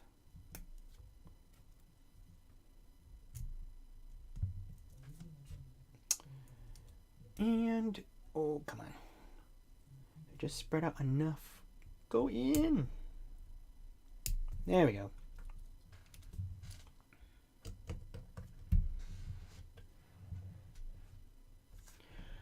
No, Peyton. She's now called Hot Slayer Leia. She's been called that for many, many years. Starship Leia is an older term that I think the fans dubbed her that. I don't ever recall Star Wars proper referring to her as that.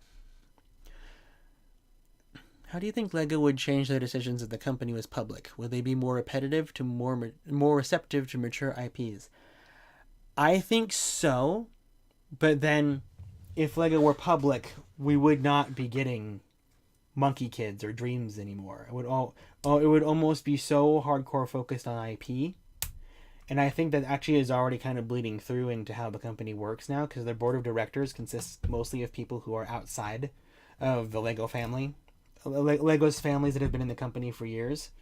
And so they're taking advantage of, or so I assume. I assume that they're taking advantage of the fact that they have access to a private company and are trying to maximize their profit that way without influence from outside people. And while I do appreciate LEGO being able to do what they want in that fact, I also feel like they make some strange decisions. And I do know that because they have so much money, they do experiment. And so we have themes that are like, why does this exist? And it's like, oh, well, they want to test it out. They want to see if it works, and that's fine. But as weird as it is, that doesn't seem right that there's a gap there. That's weird. I almost want to say that it shouldn't be that way. Did I miss something? Nope. That's how it's supposed to be. There we go. Okay, but what if LEGO made a Super Smash styled game with original characters? Imagine if we could beat up Nick Bluetooth using Mia from Friends. That would be great, but LEGO Brawls already exists. My idea of a crossover game like that would be an all-digital trading card game. Or even have physical cards, too. Or a MOBA like League of Legends. Something that's simple for kids to play but has nuance that adults would enjoy. But then include, like, Mia and Olivia from Friends, or Ollie and Noah, or include Ira and Nida from Lego Elves, and have characters from Galador and Bionicle, but they're in a minifigure style in a way. Or find a way to make them proportioned with the minifigures to make that work. I don't know, it's just an idea. Which, if anybody from Lego is watching, I will gladly help spearhead that. That's one of those things where it's like, if Lego said, hey, we want to do this, we like your idea, come and work for us for that, I would totally do it. I'd probably want to commute from home, but yeah. I would love that. Something of that ilk. But yeah, I think Lego Brawls is the closest that that's going to get to. Lego Fortnite is becoming more possible daily. It's true. Lego pipe dreams aren't uncommon anymore, though who knows what could happen. Oh, there are still pipe dreams to be had if, though. Lego has also teamed up with Forza, another Microsoft property. It's really interesting just how many racing games they actually have collaborated with. Because even that, technically that McLaren set, the double pack that they did last year, or was it this year? It was this year. Has a sports car that's in that set that was actually based off of a concept car that they designed for, I believe it was Gran Turismo. I made a short off of that little bit of trivia, which you should totally check out. I'd link it here, but I'm busy building. I want to build. That's how I feel.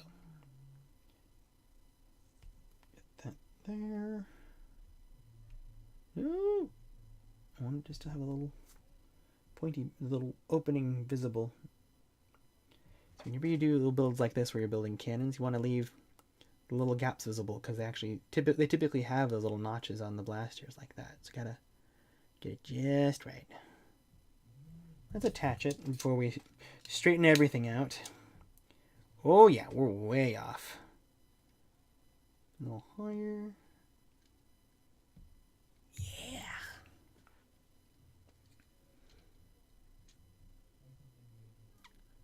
Lego balls. Only you, Mr. Forsted, only you. We're getting stuff next year. And we got Optimus Prime. And see, nothing is impossible, but then also there's some really, like, hey, this is an obvious choice, and they still aren't doing it. So I don't know if there's such a thing as anything could happen. With the rumors for Dune, though, I mean, it's timely with the sequel coming out next year, or if things still go as needed. It's kind of like how, because Optimus released the time when Rise of the Beast's second release date was going to be, and it was going to be right on time for that. And I know that people were interested too, because all the Optimus Prime videos that I did had a resurgence in interest when Rise of the Beasts came out. So I know people were shopping, people were hungry for some Lego Transformers, and I'm hoping that will lead to some more wonderful, exciting things in the future. Oh, look at that. Oh, still just as buttery smooth as it used to be. We love that. We love it. We love it. Do you think we could ever get any sets based off of the High Republic era? There is already one set available. It's based off of the Young Jedi Adventures. It's the Jedi Temple on Tennu. What's great is that the minifigures aren't like super stylized, so they're within the design language of the minifigures. It's just that they're just a little bit weird. And there's rumors for another one next year as well. We'll see what becomes of that. I'm going to open up bag 3, so I'm going to mute myself. One sec.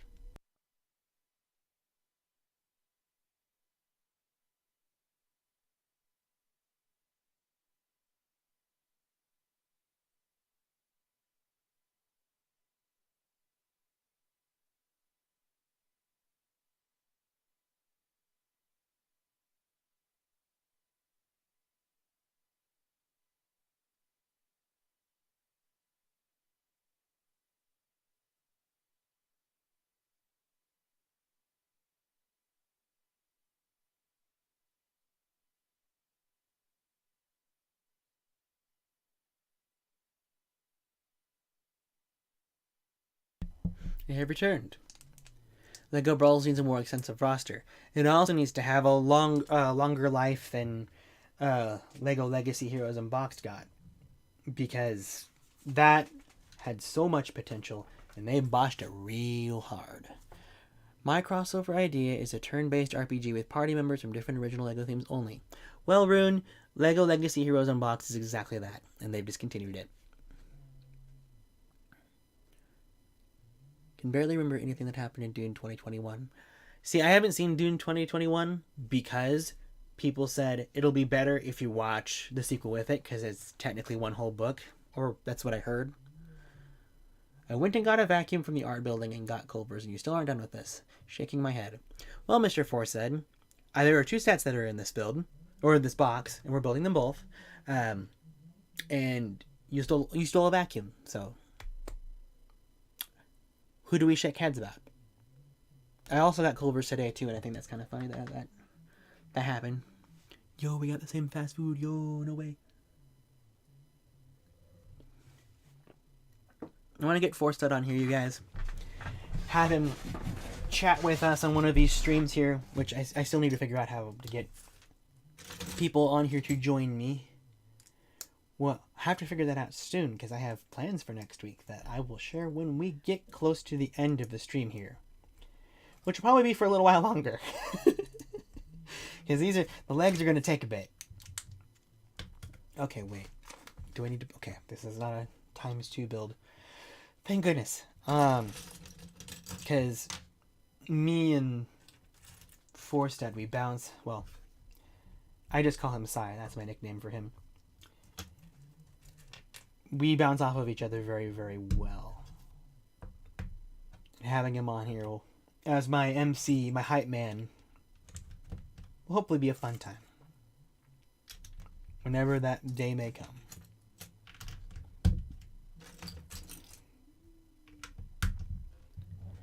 He's like literally my best friend, y'all.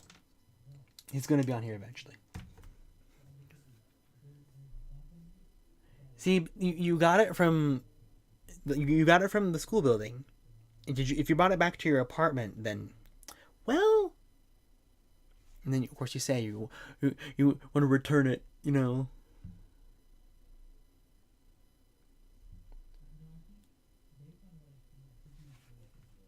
See, I would think that Discord would work for that, Pink Ice. I just haven't tried it. So, my opinion of Culver's, unfortunately, is very biased because I used to live in an area where there was a really, really, really good, really big burger scene. And Culver's is very leaning on the sweeter side for burgers. And I know that the Midwestern folks are really big on that. They're really big on all their kinds of sweets, if you ask me. Now that I'm located in the Midwest now, that's all that they kind of really have out here, unless you know what to order at specific places. Or they're from out of town and they have a restaurant within the region. But anybody who has family members who are from the Midwest or can be traced back to the Midwest, for some strange reason, they just inherit the taste buds to just absolutely fall head over heels for Culver's.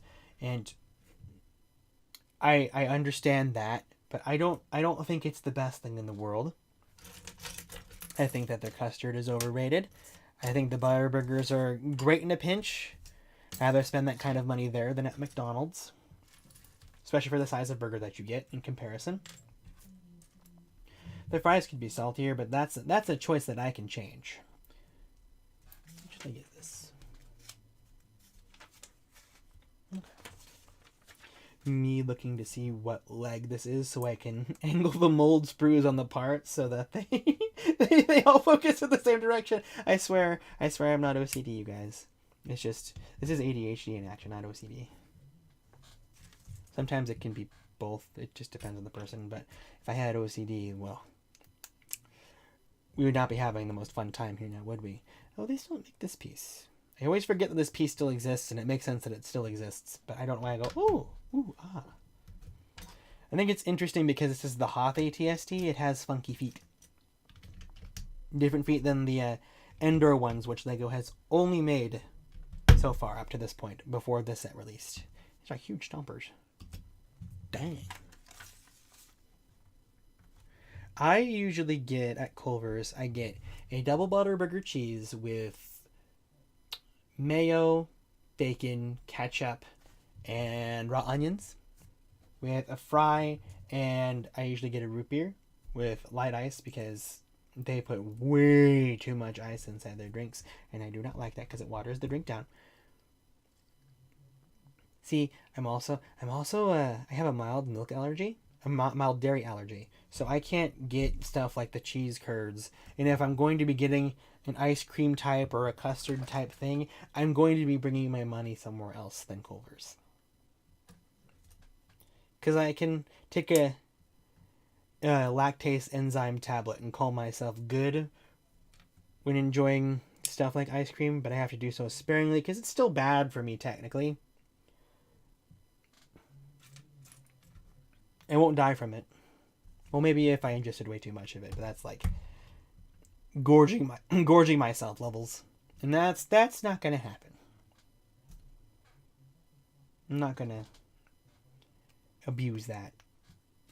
As much as I would love to eat ice cream for the rest of my entire life, but no.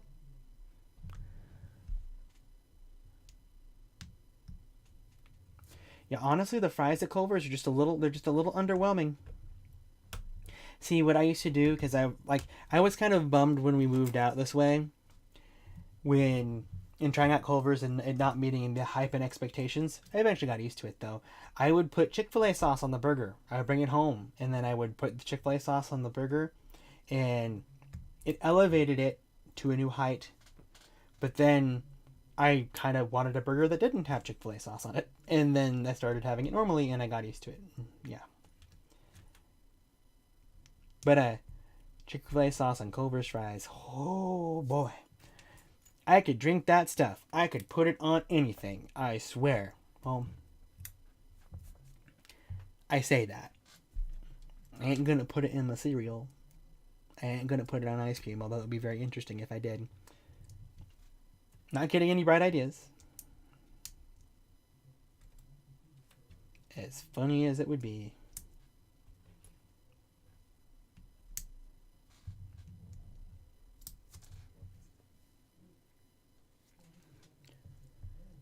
Do their burgers with the root beer's peak. I do not like fruity tasting root beer. I think A&W is like the worst root beer ever. And I know that's a hot take. And I don't care. I like the ones that are more rich as opposed to the ones that are more leaning on the side of being almost cherry flavored. It's the syrupy sweet as opposed to the fruity sweet. That's what I like. You'll catch me enjoying Barks root beer more often than I probably should. But that's okay.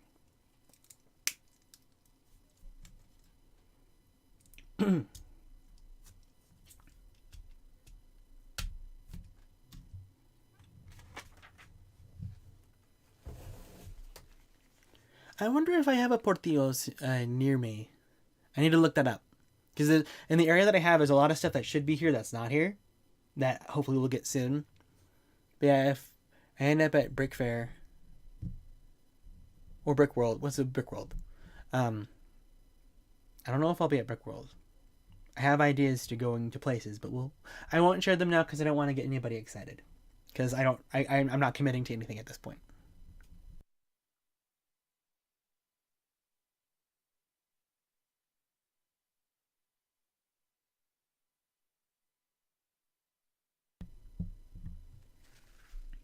You line up the mold marks too. I remember doing that with Zane's Titan Mech. I have been lining up the mold marks since I was a small boy.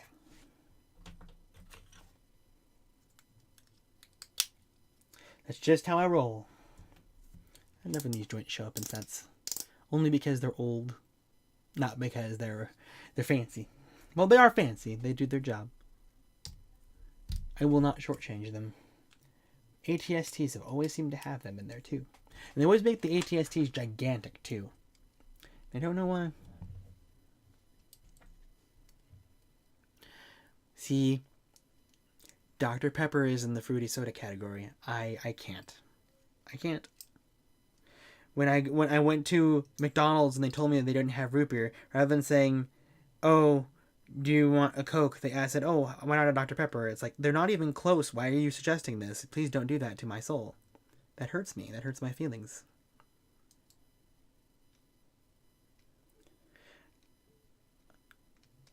See, maybe I am a little OCD. Currently, I'm off screen realigning the Technic pins that are showing, so that they're all facing the same, so that the separations in the part are not leaning in the same direction. I have a problem.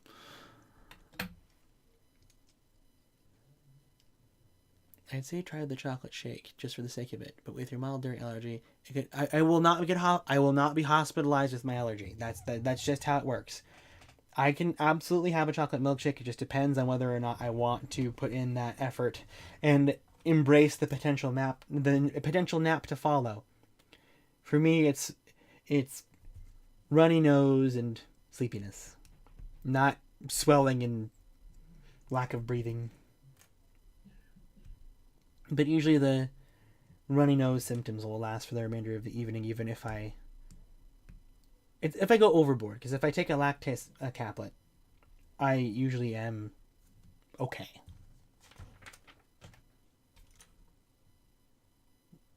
Like, very safe. Like, people who would know that I would have a dairy allergy would know that I'd be safe having it.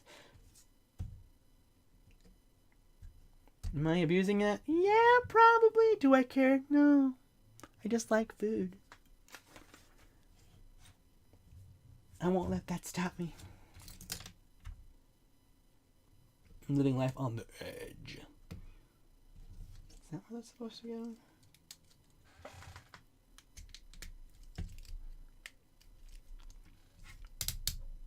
Ooh. Ooh. Look at that. Look at that. Look at that. Ooh, it all works. And there's the angle right there. Ooh. I like that. Excuse me.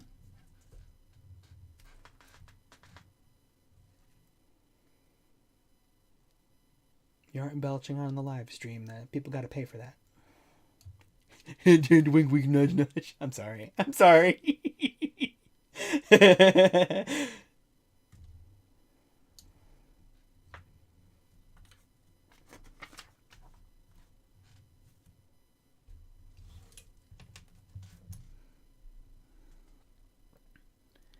You think the double pack is worth it? I have the ATST Raider, and I want to get the Snowtrooper Battle Pack by IDK.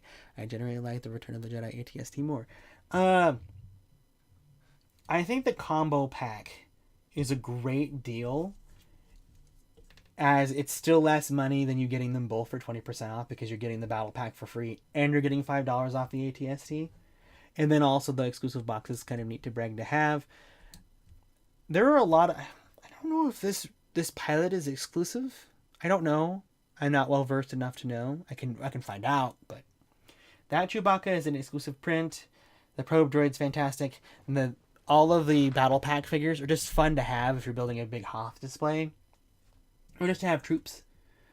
But if you're not, like, this is very different from the ATST Raider. Like, I've held the ATST Raider in my hands. It's a completely different experience, which is why this is so neat in that fact. I am not going to attach the leg yet, because I don't want it to be balancing on one leg. Oh, and there's more building. Okay, we'll build that real quick.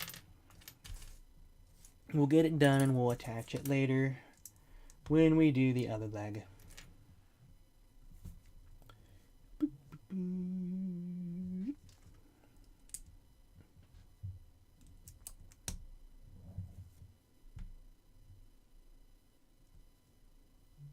What exactly do I mean by fruity soda, though? So Dr. Pepper is a cherry soda adjacent, and I don't like the only fruity soda that I would enjoy is orange soda. It does not agree with me, though, so I tend to avoid it. I don't mind lemon lime. Grape, no. Cherry, no. Like, even like vanilla Coke, vanilla flavored ones, I just it doesn't do anything for me. It does not excite me. Maybe I'm just a little bit stubborn. I do not care.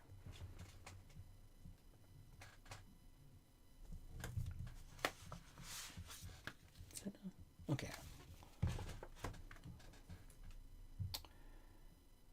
Put that on there. Peeps flavored Pepsi. So, do you want diabetes? Peeps flavored Pepsi. I have a friend who really appreciates the weird food stuff. I think it's disgusting. There are weird combinations that I do enjoy, but no. Chicago has a lot of its own unique food attractions now that I think about it, Deep Dish Pizza being one of those. I get that. I don't know if I want to explore the food scene there at this point. Maybe down the road. Again, it's a matter of me committing to going to Chicago in the first place, which is not a long... Well, it's a long drive, but it's not like days upon days upon days. I prefer flying there, personally. I believe the airport is really close to the hotel, too, so that would be smart to do, but if I'm going to a convention, it's not likely. It's going to probably be a Brick Fair. We will cross that bridge when we get there. We will see.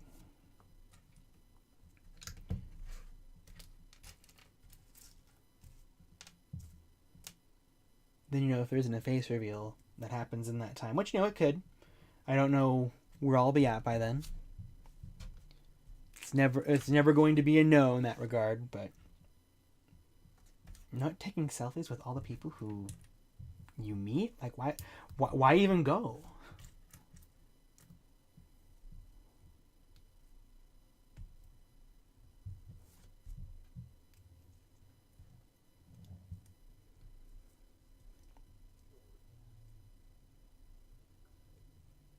Am I halfway done?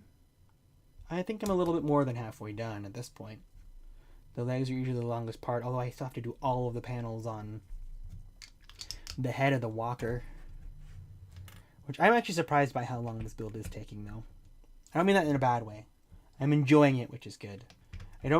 There was like a 10-year span of not building Lego Star Wars and getting to feel how much it's progressed in these more recent builds that I've done has been very eye-opening, and it's made me enjoy things so much more. Look at it's the Amogus piece. Sorry. You guys didn't need that. I apologize. But it's a meme. I can't resist. Yes, Chewbacca is exclusive to this set. Look. He's covered in snow.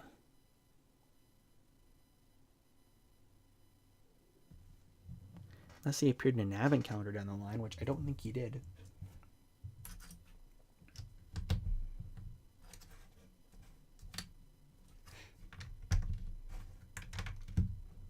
Oh, I have been missing a piece in the foot there. Great. Open up! There we go. I need that. I want all the parts to stay there, which means I forgot it on this one too, I'm pretty sure.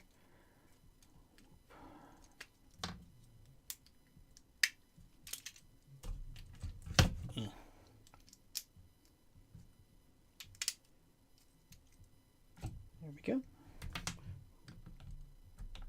That there. See, it's wonderful. He's covered in snow. It's the best. We love ourselves a unique Chewbacca. People call him a dandruff Chewie, and I'm like, no. He's a snowy Chewbacca. Still not as cool as the literal Yeti Chewbacca that they did in one of the advent calendars. I think that was just hilarious. Forget if I have that one, though. I've only been doing the Star Wars advent calendars for a couple years for the minifigs, and there's been some bangers, and there's been some iffy ones there. Oh, there it is. I'm still bummed I missed the Foles Ninjago concert at Brickworld earlier this year. Could make it because of car troubles on the first day. Yeah, I'm kind of bummed that I didn't get to experience that. I have a feeling they'll keep coming back every year because they're local. Why not? But I've kind of grown out of their Ninjago music proper. I say that, but you know, I kind of grown out of their Ninjago music proper. But if I went, you know, I'm going to be enjoying it. I actually have gotten to really, really enjoy their non-Ninjago music. I really have loved their two most recent albums. They took like a almost a 10-year break almost between their last two albums, and the fact that going between one and the other, them being so consistent, is just... Part of me feels that music saved me. Let me just put it that way. It is an album that both of them are just, I love them so much. And I'd rather go to a concert where I can hear the original music as opposed to just the Ninjago stuff. But I'm going to be partying down with people if I end up going. And if I end up going, I wouldn't have it any other way.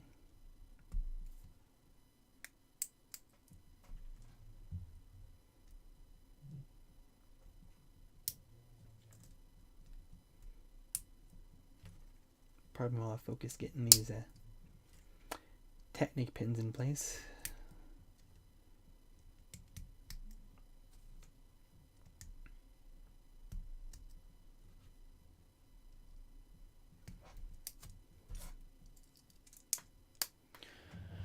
There we go. I've gotten pretty addicted to Star Wars Advents. Between the festive figs and the micro builds are great for stop motion. It's a great deal for me. Good, good. I've been thinking about getting some of the older advent calendars that aren't too expensive, because just to get the minifigures. Because there are some sets that have some really, really fantastic minifigures that aren't on any sets anymore, and they go for the value of the current MSRP. But I'm just going to stick with this year's for now. Still haven't gotten it yet because I know that it's going to be on sale as we get closer to the holidays. And they always make too many of them. So there'll always be discounts available.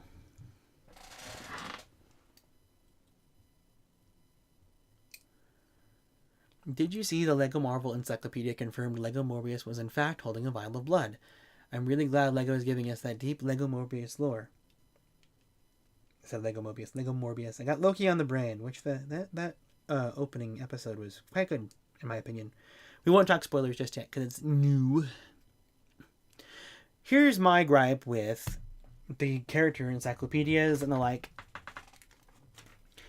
Dorling Kindersley, the people who make those... I forgot the little joint thing on the other one, too. Oh, dear. They invent Lego lore and put it inside their books, and it doesn't make sense, it isn't informed, and it just spreads misinformation, and it's really, really embarrassing. Like, we don't know that it's a vial of blood, but come on, it's a vial of blood. That is what it is. We didn't need confirmation. We knew. See, Lego doesn't admit that kind of stuff when they know you'll assume that it's blood.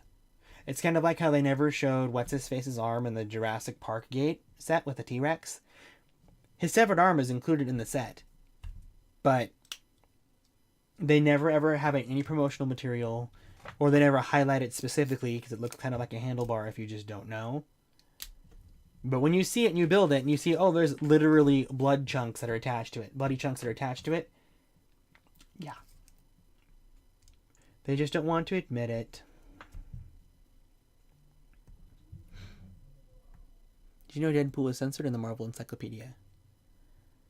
That's really embarrassing. That makes no sense. That's actually really stupid. We do not like Lego Minifig Airshare. Truly, we do not. Because I know the whole idea is like, oh, we don't want to have a rated R movie on the thing. Bull. Put the character on there. You made them. You're going to put them in the book. There is no reason not to. Reminds me of the time when they did for the Daily Bugle, there was like a list of things that needed to be done before it was put on display, and one of the rules specifically was do not put the Punisher in the display set and in the window at the Lego store, because we don't want to think about the Punisher because there's some connotations with either some iconography associated with him, or they just didn't want to be associated with the character in general, which is kind of dumb because he's included in the set in the first place. Yeah, that happened, and it's happened before. It's stupid. And I'm only using that language because genuinely it's dumb.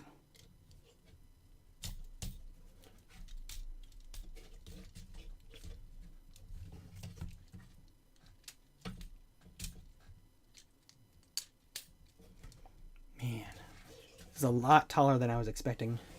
Good thing it's mostly in frame then. Good thing. And then this was the one from this side. Let me put on this one, and then I'll put on the last one from the previous leg.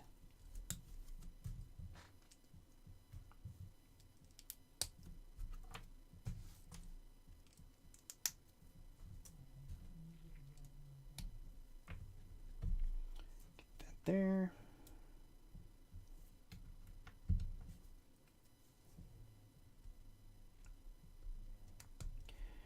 And that goes on like so.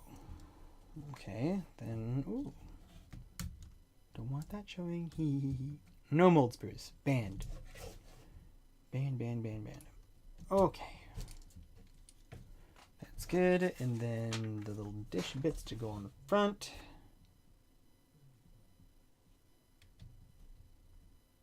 Oh, it's going to be covered, isn't it? Yeah. Do that. We'll do that. What was a set that I built recently that used a ton of these? That I kind of rearranged in a specific way.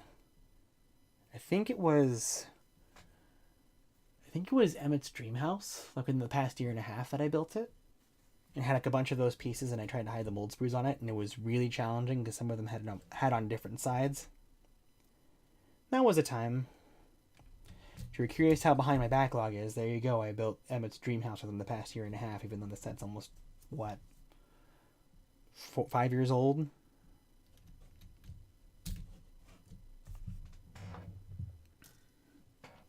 Still can't believe they called Scott Lang Ant-Man Hank Pym in the encyclopedia. That just tells you that they know nothing.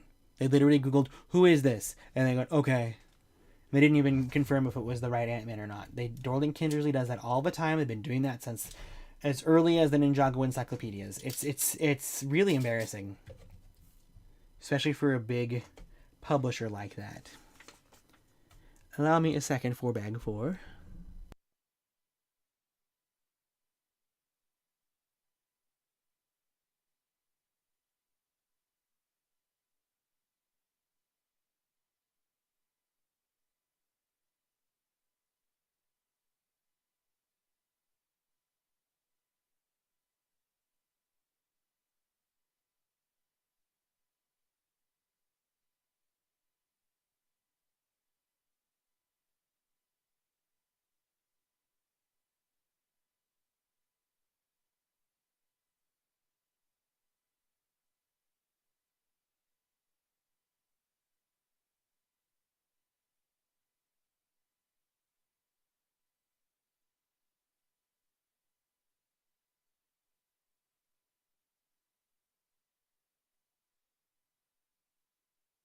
Hello! Welcome, Julper. Welcome, Noah. Come on in, come on in. Little thing you should know about me, Chad, is when I get to build a Lego set and one numbered bag section has over 100 pieces to work with, I'm just on cloud 9. I love it. I love having to think about finding the parts and putting it all together like that. I love it a lot. Is this the same as one of our... No, it's not the same as our Stormtrooper. Is this the head they use for MJ? I am ill-informed. Tell me, chat. Oh, this is the old backpack. I didn't realize they still made this. We had to make it so that she's aggressive because the rebels are losing. I always loved this helmet where you could put the goggles on either of these spots here. It's just such genius design because that's what we want to do with these. That's what we want to do. But she's out in the snow, so she gets the goggles. In the pew pew machine. There we go.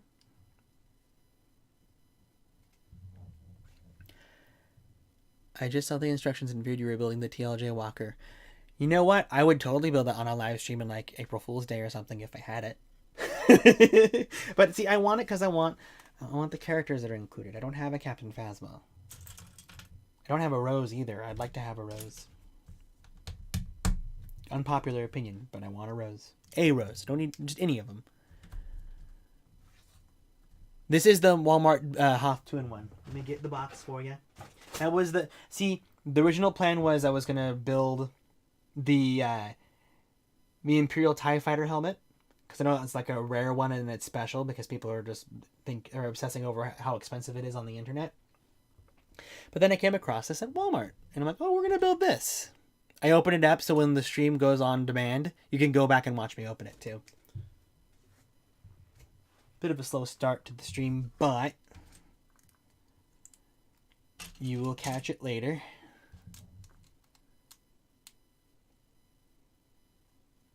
Oh, that's Ajax's face from the Eternals.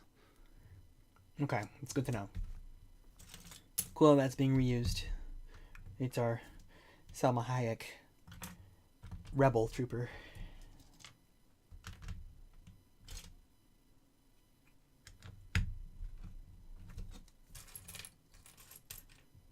I forget the other half of her last name now, by the way. That's on me. Is this too high? No?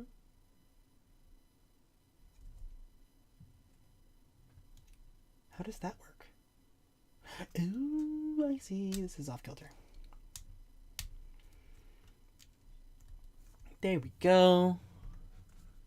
See, if I were building the Last Jedi ATST, Noah, you would be so jealous. So jealous of me. Building a 2018 Lego set in front of a live audience. That would be so special. especially if it were literally anything other than that set. The problem was that it was $40. Any other price, less than it was, would help a lot. Would help its case.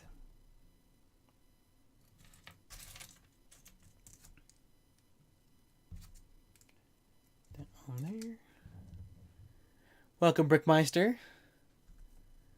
See, when it comes to Lego encyclopedias, I got the minifigure dictionary with the orange classic space minifig in it just a couple of days ago because it was almost 50% off on Amazon, which is cheaper than it's. I believe that the current Bricklink price for it is like $25 because everybody wants to go that route for it. But now getting the book with the minifig included is cheaper than buying it on Bricklink. So I'm like, oh, I'm going to take advantage of that right now. So currently, without the combined parts for the purple spaceman, I believe that I'm caught up on the classic space figures that are complete and out in the wild. We love a Star Wars set that has a bunch of colors on the inside. So I forgot to ask this from the last stream, but do you think the solo gigs sets will increase in price? Solo gigs? I'm not sure what you mean by that. I've been trying to buy a lot of those up because of how cool and unique they are.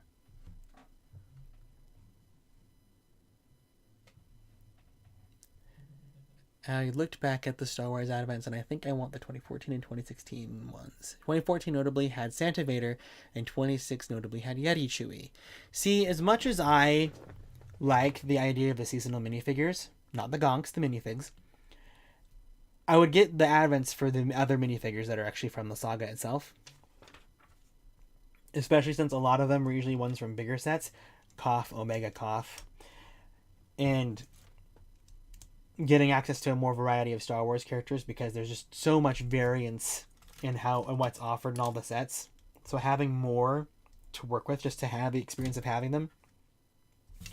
Like, I remember there was one that had like one of the Guavian Death Gang members. And I thought that was just the weirdest choice to have at an advent calendar, but it's cool because it's in an advent calendar and it's easier to get than getting the Rathtar escape that no one liked.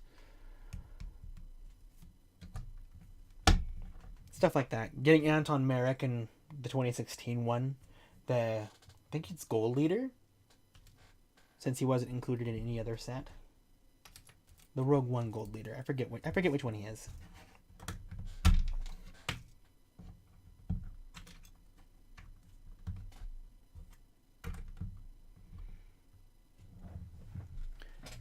You would fear for my sanity, Noah.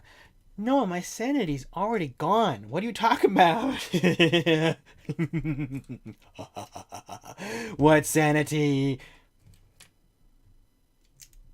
What's the next one? What sanity?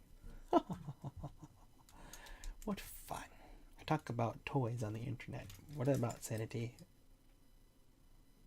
Do I enjoy it? Yes. Yes, I do. Am I still crazy? Yeah.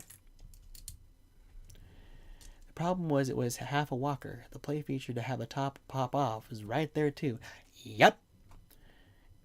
Pink Ice says, does anyone want to hear about the biggest Lego fumble I've ever witnessed? Do tell, Pink Ice. Was Blade censored in the Daily Bugle store displays? No, he was not. He was not.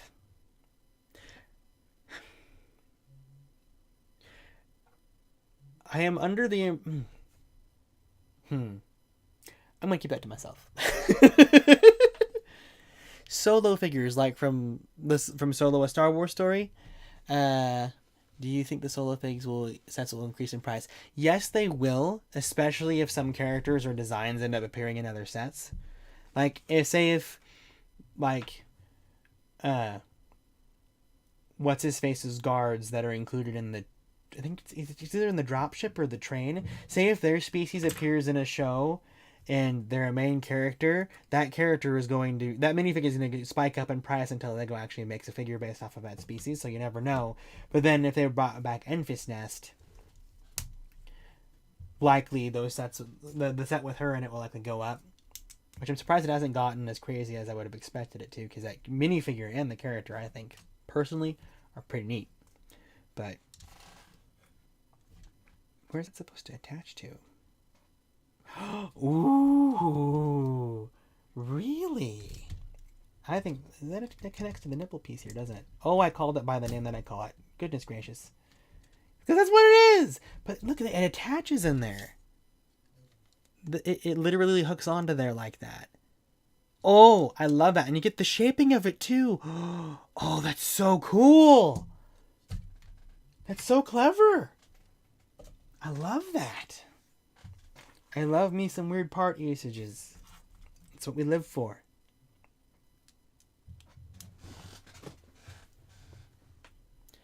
Hello, Hypnobricks. It is the one with snow on it, and I will show it close again. Is he focusing? There he is. Yep. He's got snow all over. I love him. Nothing will make you question the LEGO Star Wars timeline more than characters from all the different trilogies hanging out in the advent calendars. Well, it's not a canon thing, so it doesn't matter. It's just more... It's for fun. Like, none of the seasonal figures make sense. Are they fun? Yep. Did I get the Star Wars Holiday Falcon build just because it had... Just because of the seasonal characters? No, but because that set's going to go down in history as a seasonal set for Star Wars, and those generally end up staying pretty popular no matter the context on the aftermarket. But I'm getting it for me so that I don't have buyer's remorse later. Or FOMO, excuse me, later. Especially since it's a very fair price for what it is, which is very uncommon for Star Wars. And it's based off of the holiday special too, which is kind of fun. I watched that. It was alright. Definitely not my taste in animated shows. But it's for kids. I get it. This part's invention saves lives. Saving lives one Lego brick at a time. Excuse me.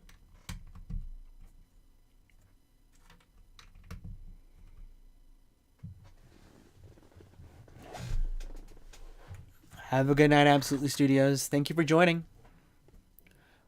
Welcome, Kavi of Doodle Bricks. Welcome on in. I did miss a part. That was here. Right? There it is. Pink Ice has his Lego fumble. So back in late 2017, my friend found the Dawn of Iron Doom in Walmart clearance for half off, but he didn't get it for transport reasons. Anyways, he swung by the same Walmart later that day, only to find that it had been sold. Bro fumbled a set that would become very expensive and sought after. Yes, indeed. Yes, indeed. I'm so happy I ended up with that set. That was one of those very short-lived sets because I wanted everybody to focus on the Ninjago movie. It's so popular because people assumed it would have lasted longer. Go in. Or so I assume. How does it feel knowing that the holiday special is the most post-sequel trilogy content we've gotten since The Rise of Skywalker? It's really weird, but I wouldn't exactly call it canon. I think it's fun. It exists because that's the story that kids are growing up on with Star Wars during its release. And a lot like the prequels before it, all the kids will be supporting the sequels once they get old enough to have a voice. It's going to be very interesting to watch. I'm excited to see what happens. Did I forget that piece there too? I did. No, wait. I got it. Never mind. People doubt me. And I know that I'm right. It is the cycle of all things Star Wars. Just like people hate the sequels now, they hated the sequels back then. And then everybody who was an OT person hated the prequels. And then everybody, and I mean everybody, hated Empire Strikes Back. They hated that mess. They thought it was awful. And it was mostly because they had the cliffhanger there. They weren't used to a multi-part story across movies like that. They had that kind of an impact. Eventually people would learn to love it. I love my sequels. I love my prequels. And I love my OT. I am a fan of Star Wars through and through. And I am content. There it is.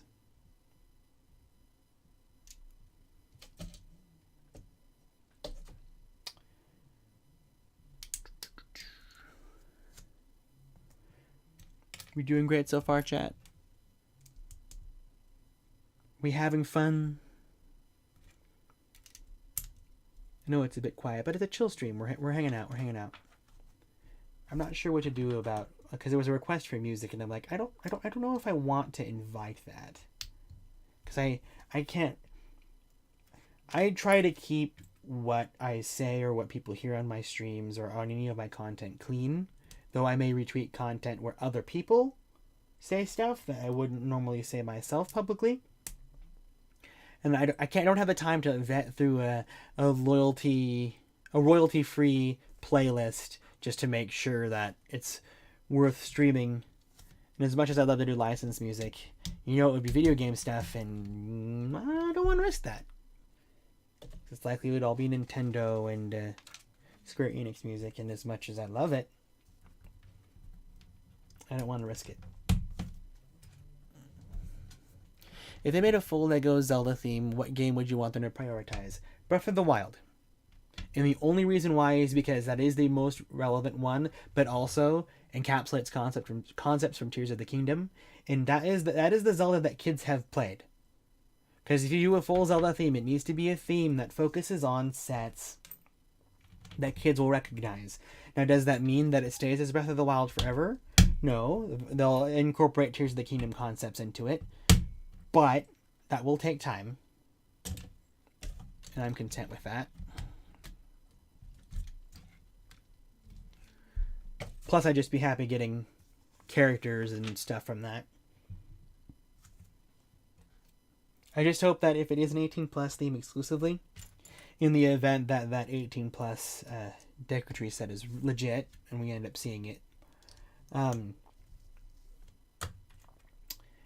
I would hope that there is more than one 18+ set a year for it. Dioramas would do so good. I'm trying to hold back from sharing my ideas of more Zelda 18+ sets, because if that decoratry set ends up happening, I want to do a video about what other future concepts they could do beyond the obvious Master Sword and Hylian Shield, but I'm going to save it. What set do you want Lego to remake, and what Lego figures would be in it? Set they remake. Because we're just talking about one singular set. I want a Gun sub, and I want Queen Amidala in it, and I want Qui-Gon Jinn in it, and I want Obi-Wan in it, and I want Jar Jar Binks in it, and I want Boss Nass in it. That's what I want. No, I completely agree with you, and I can't wait to say I told you so to people who despise the ST now. You and me both, Noah. You and me both. There will come an age, and everybody's doubting us. Everybody's doubting us, but we know the truth. It's a cycle. It's like poetry. It rhymes. Literally George Lucas's words.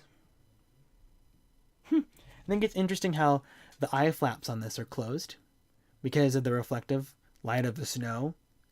I think that's really neat, which means they're relying only on the little scanner that's in there. That's so... It makes sense. It makes sense. I like that. Gotta say, the only thing I liked on sequels was bringing back a resurrected Palpatine, but the way they wrote it made absolutely no sense. Oh, it did make sense, you just weren't there for the Fortnite event where it got canonized. That's all. His design, though, would be a cool Lego figure. I do not understand how we don't have any Episode 9 Emperor Palpatines. Like, it's insane to me.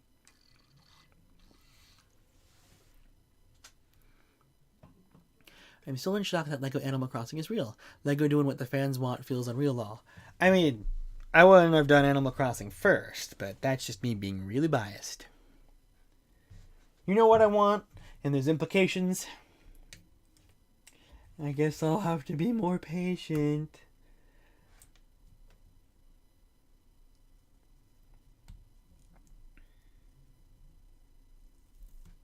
Patience is a virtue, I guess. what would be cool is if I got into LAN and before Zelda happened, and then they know because I love Zelda, they give me the Deku Tree for free if it's real, and I get to build it, and then I get to literally cry and share it with every single one of you and talk about how much I love it, and not talk about how because I got it for free it's a good deal, because I'm not going to would ever actually like review a thing based off it being free. So yeah, me being an empathetic person is like, yeah, I get how this could be expensive, but people don't believe people who get free product. Would make my videos a lot more interesting though if I did. I don't know if everybody would agree with that, but I feel that way. Having actual sets in hand, like, oh, it does this thing, and look, let me actually show you how it works. One day, perhaps one day, we'll cross our fingers. Hope Pen has his chance to shine. What sequel trilogy figure would you really want that they never made? We talked about Palpatine. It's Palpatine. Red Robes Palpy. As much as I like Zombie Palpy too.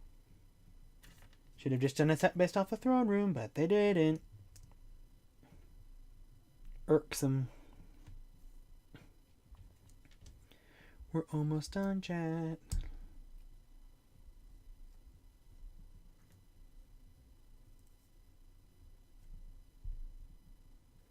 Get this bit on here.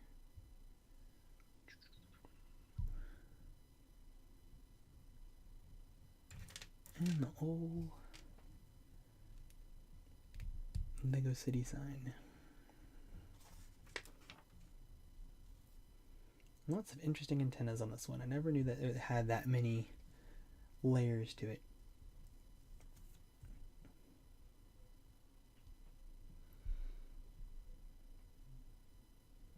If Star Wars is canon in Indiana Jones, and the Lego Indiana Jones Lost Tomb set confirmed Bionicle is canon to Indiana Jones and Exoforce, could Tagu show up in the next Star Wars movie or show? No. Because it's in a galaxy far, far away. That would just make no sense.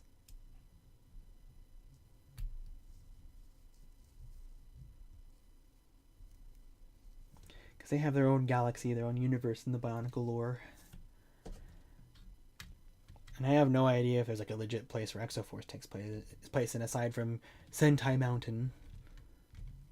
But I just think it's a very aptly named place, come to think of it.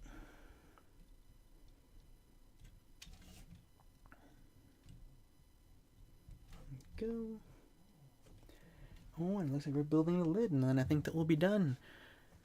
Queen Amidala's Starship needs to be a set so badly. I agree. Would we ever get it? I don't. Well, the problem is that it would, if they made it all gray, people would complain. I'd be happy. I'd be content. Let me rephrase that. But and then if they made it all flat silver, it would cost so much more than it normally would. But then if they drum lacquered it, it would be so much more expensive. Would I pay that money? Absolutely. The problem is with making drum lacquered parts is that they actually have to make a completely brand new mold and make the mold like a layer of paint's thickness smaller, so that when they drum lacquer the parts, it's the correct thickness of an actual Lego brick. That's why they're so expensive. So whenever they end up making a drum lacquered piece, they try to fit it in literally everything. It's why Monkey Kids, the Monkey King mechs, share so many drum lacquered parts with the Infinity Gauntlet. Because they gotta rationalize the use of that part. Or putting in that kind of a effort into its budget. Have a good night, Kavi. Thank you for stopping by. If you're still here. Remember your top 2022 set that weren't from 2022? I just say it's on one of those videos. Did you? If you're watching, I've noticed that people who have been watching the new Stormtrooper short have been seeing Bowser a lot in their feed because they watched one of my things. That short just did so many numbers. It's still my most viewed piece of content on YouTube, actually. Over 4 million views, I think. It's got a lot of views. And I'm very thankful for it. And I'm so happy that people love Bowser. I love that set so much. It's so cool. I meant everything that I said in that video. I mean it. Me patiently waiting for a Power Miners reboot that will never happen.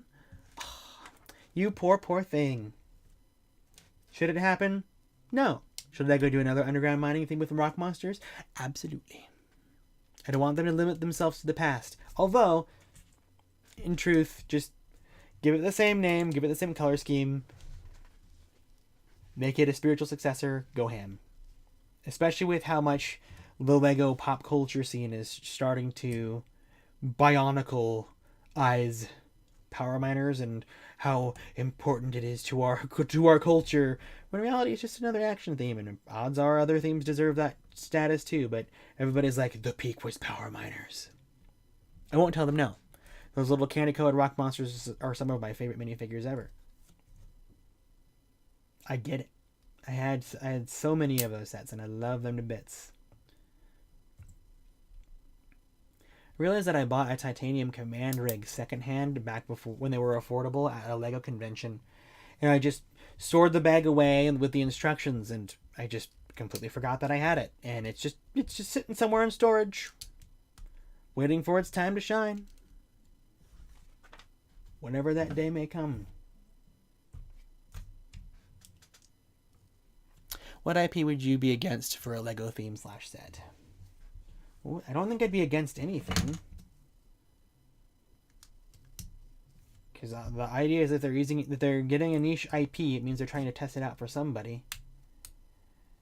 Yeah, I really couldn't tell you. I always like to get the spring-loaded shooter in first before we put on the top part. Come on.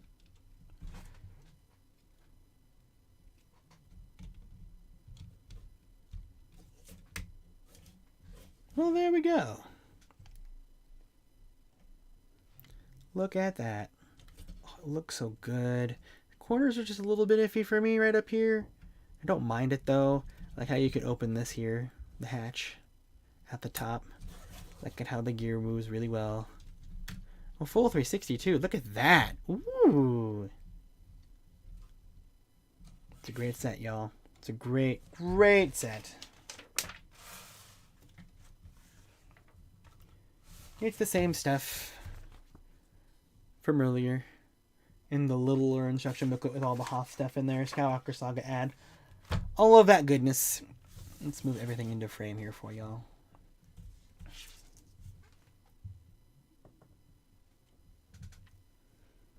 Sentai Mountain is the 16th in Ninjago Realm confirmed. Didn't the Nindroid Mech Dragon kind of confirm that perhaps they share a universe? It was never officially confirmed, but... Or share a realm, I guess. Oh, that's not all the way in the picture. What am I doing here? It's all the way over there. There we go. We'll leave that in frame while we wrap things up with a chat. As we do.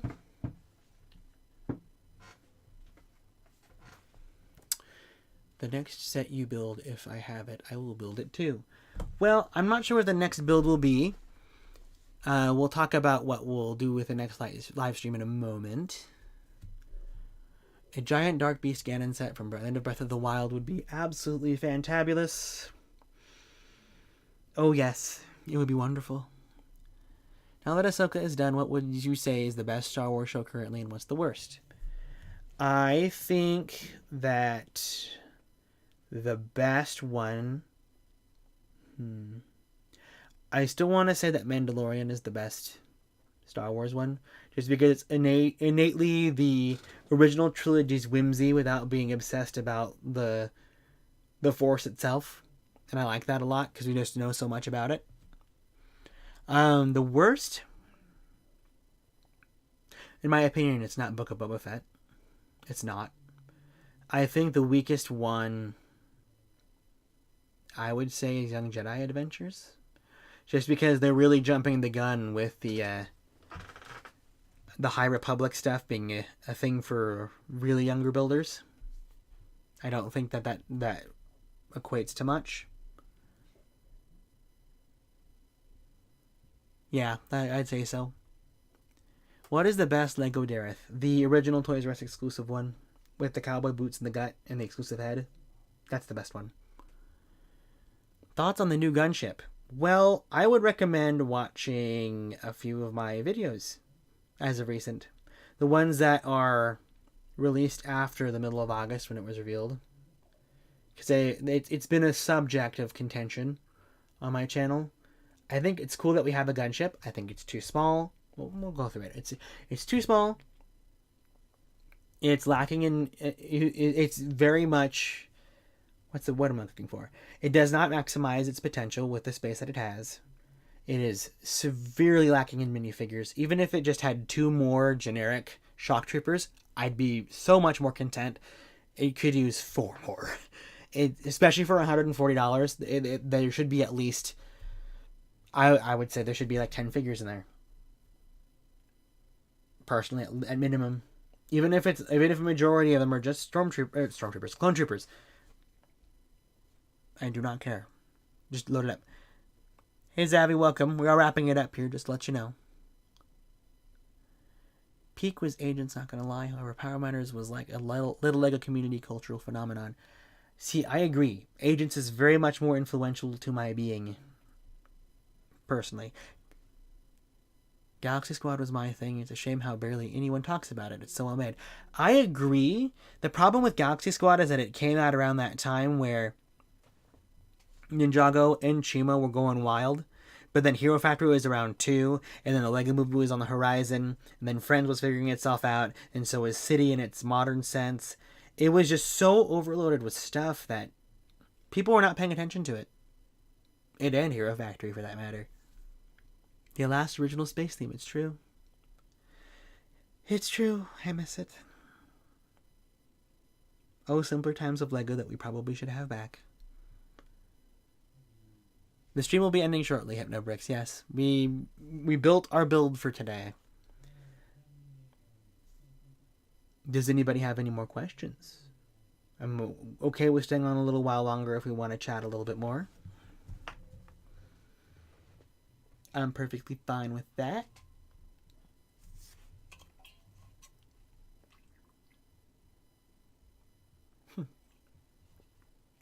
Wasn't there something else we were going to talk about first about today's news or yesterday's news? Okay, look. When it comes to all of that stuff that's rumored for today about information about the future, if even half of that stuff is legit, I'm going to be so impressed. So impressed. Like, I think that when it comes to like the 18 plus type stuff, that what year would I say? A recent one. Would it be 2022?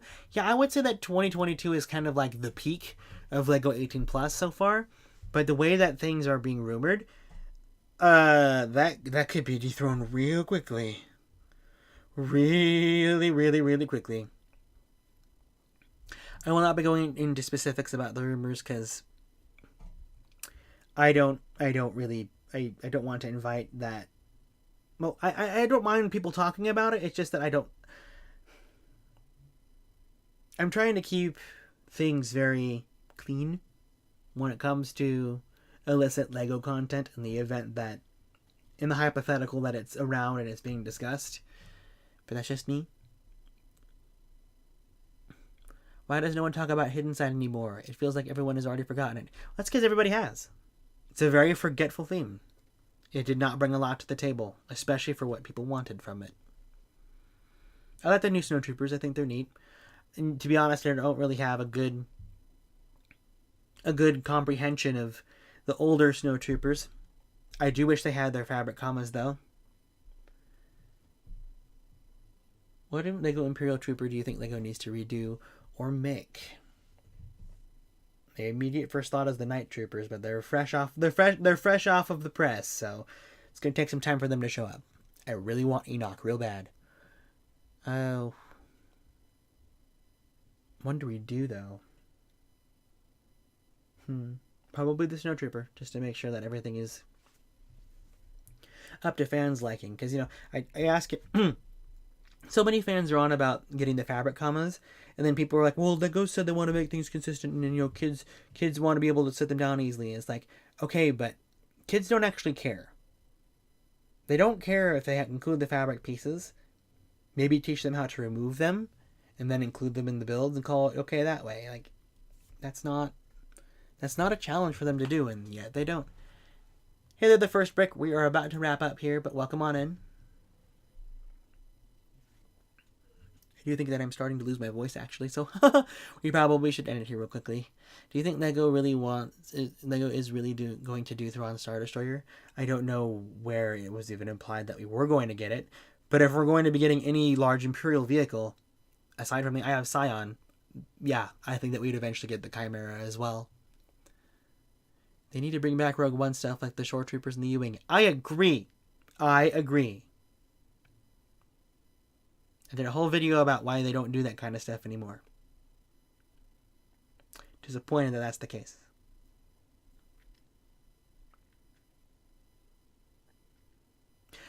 Alrighty. I think that I'm going to call it good here. Thank you, everyone, for joining me tonight. To give you a little bit of a teaser for next week, I'm going to try to get some guests on, and we are going to celebrate my birthday. It's not going to be day of. We're going to do it on Friday. It's not my birthday proper, but we're going to have a little birthday celebration. Don't know what we're going to build yet. Don't know if I'm going to build anything super exciting, but we will see. Alrighty. Well, I will talk to y'all later. Keep an eye out on the community page, the community tab, to see when the next stream will be. I'm going to try to do next Friday. Keep an eye on that. And I will talk to you all later. Bye.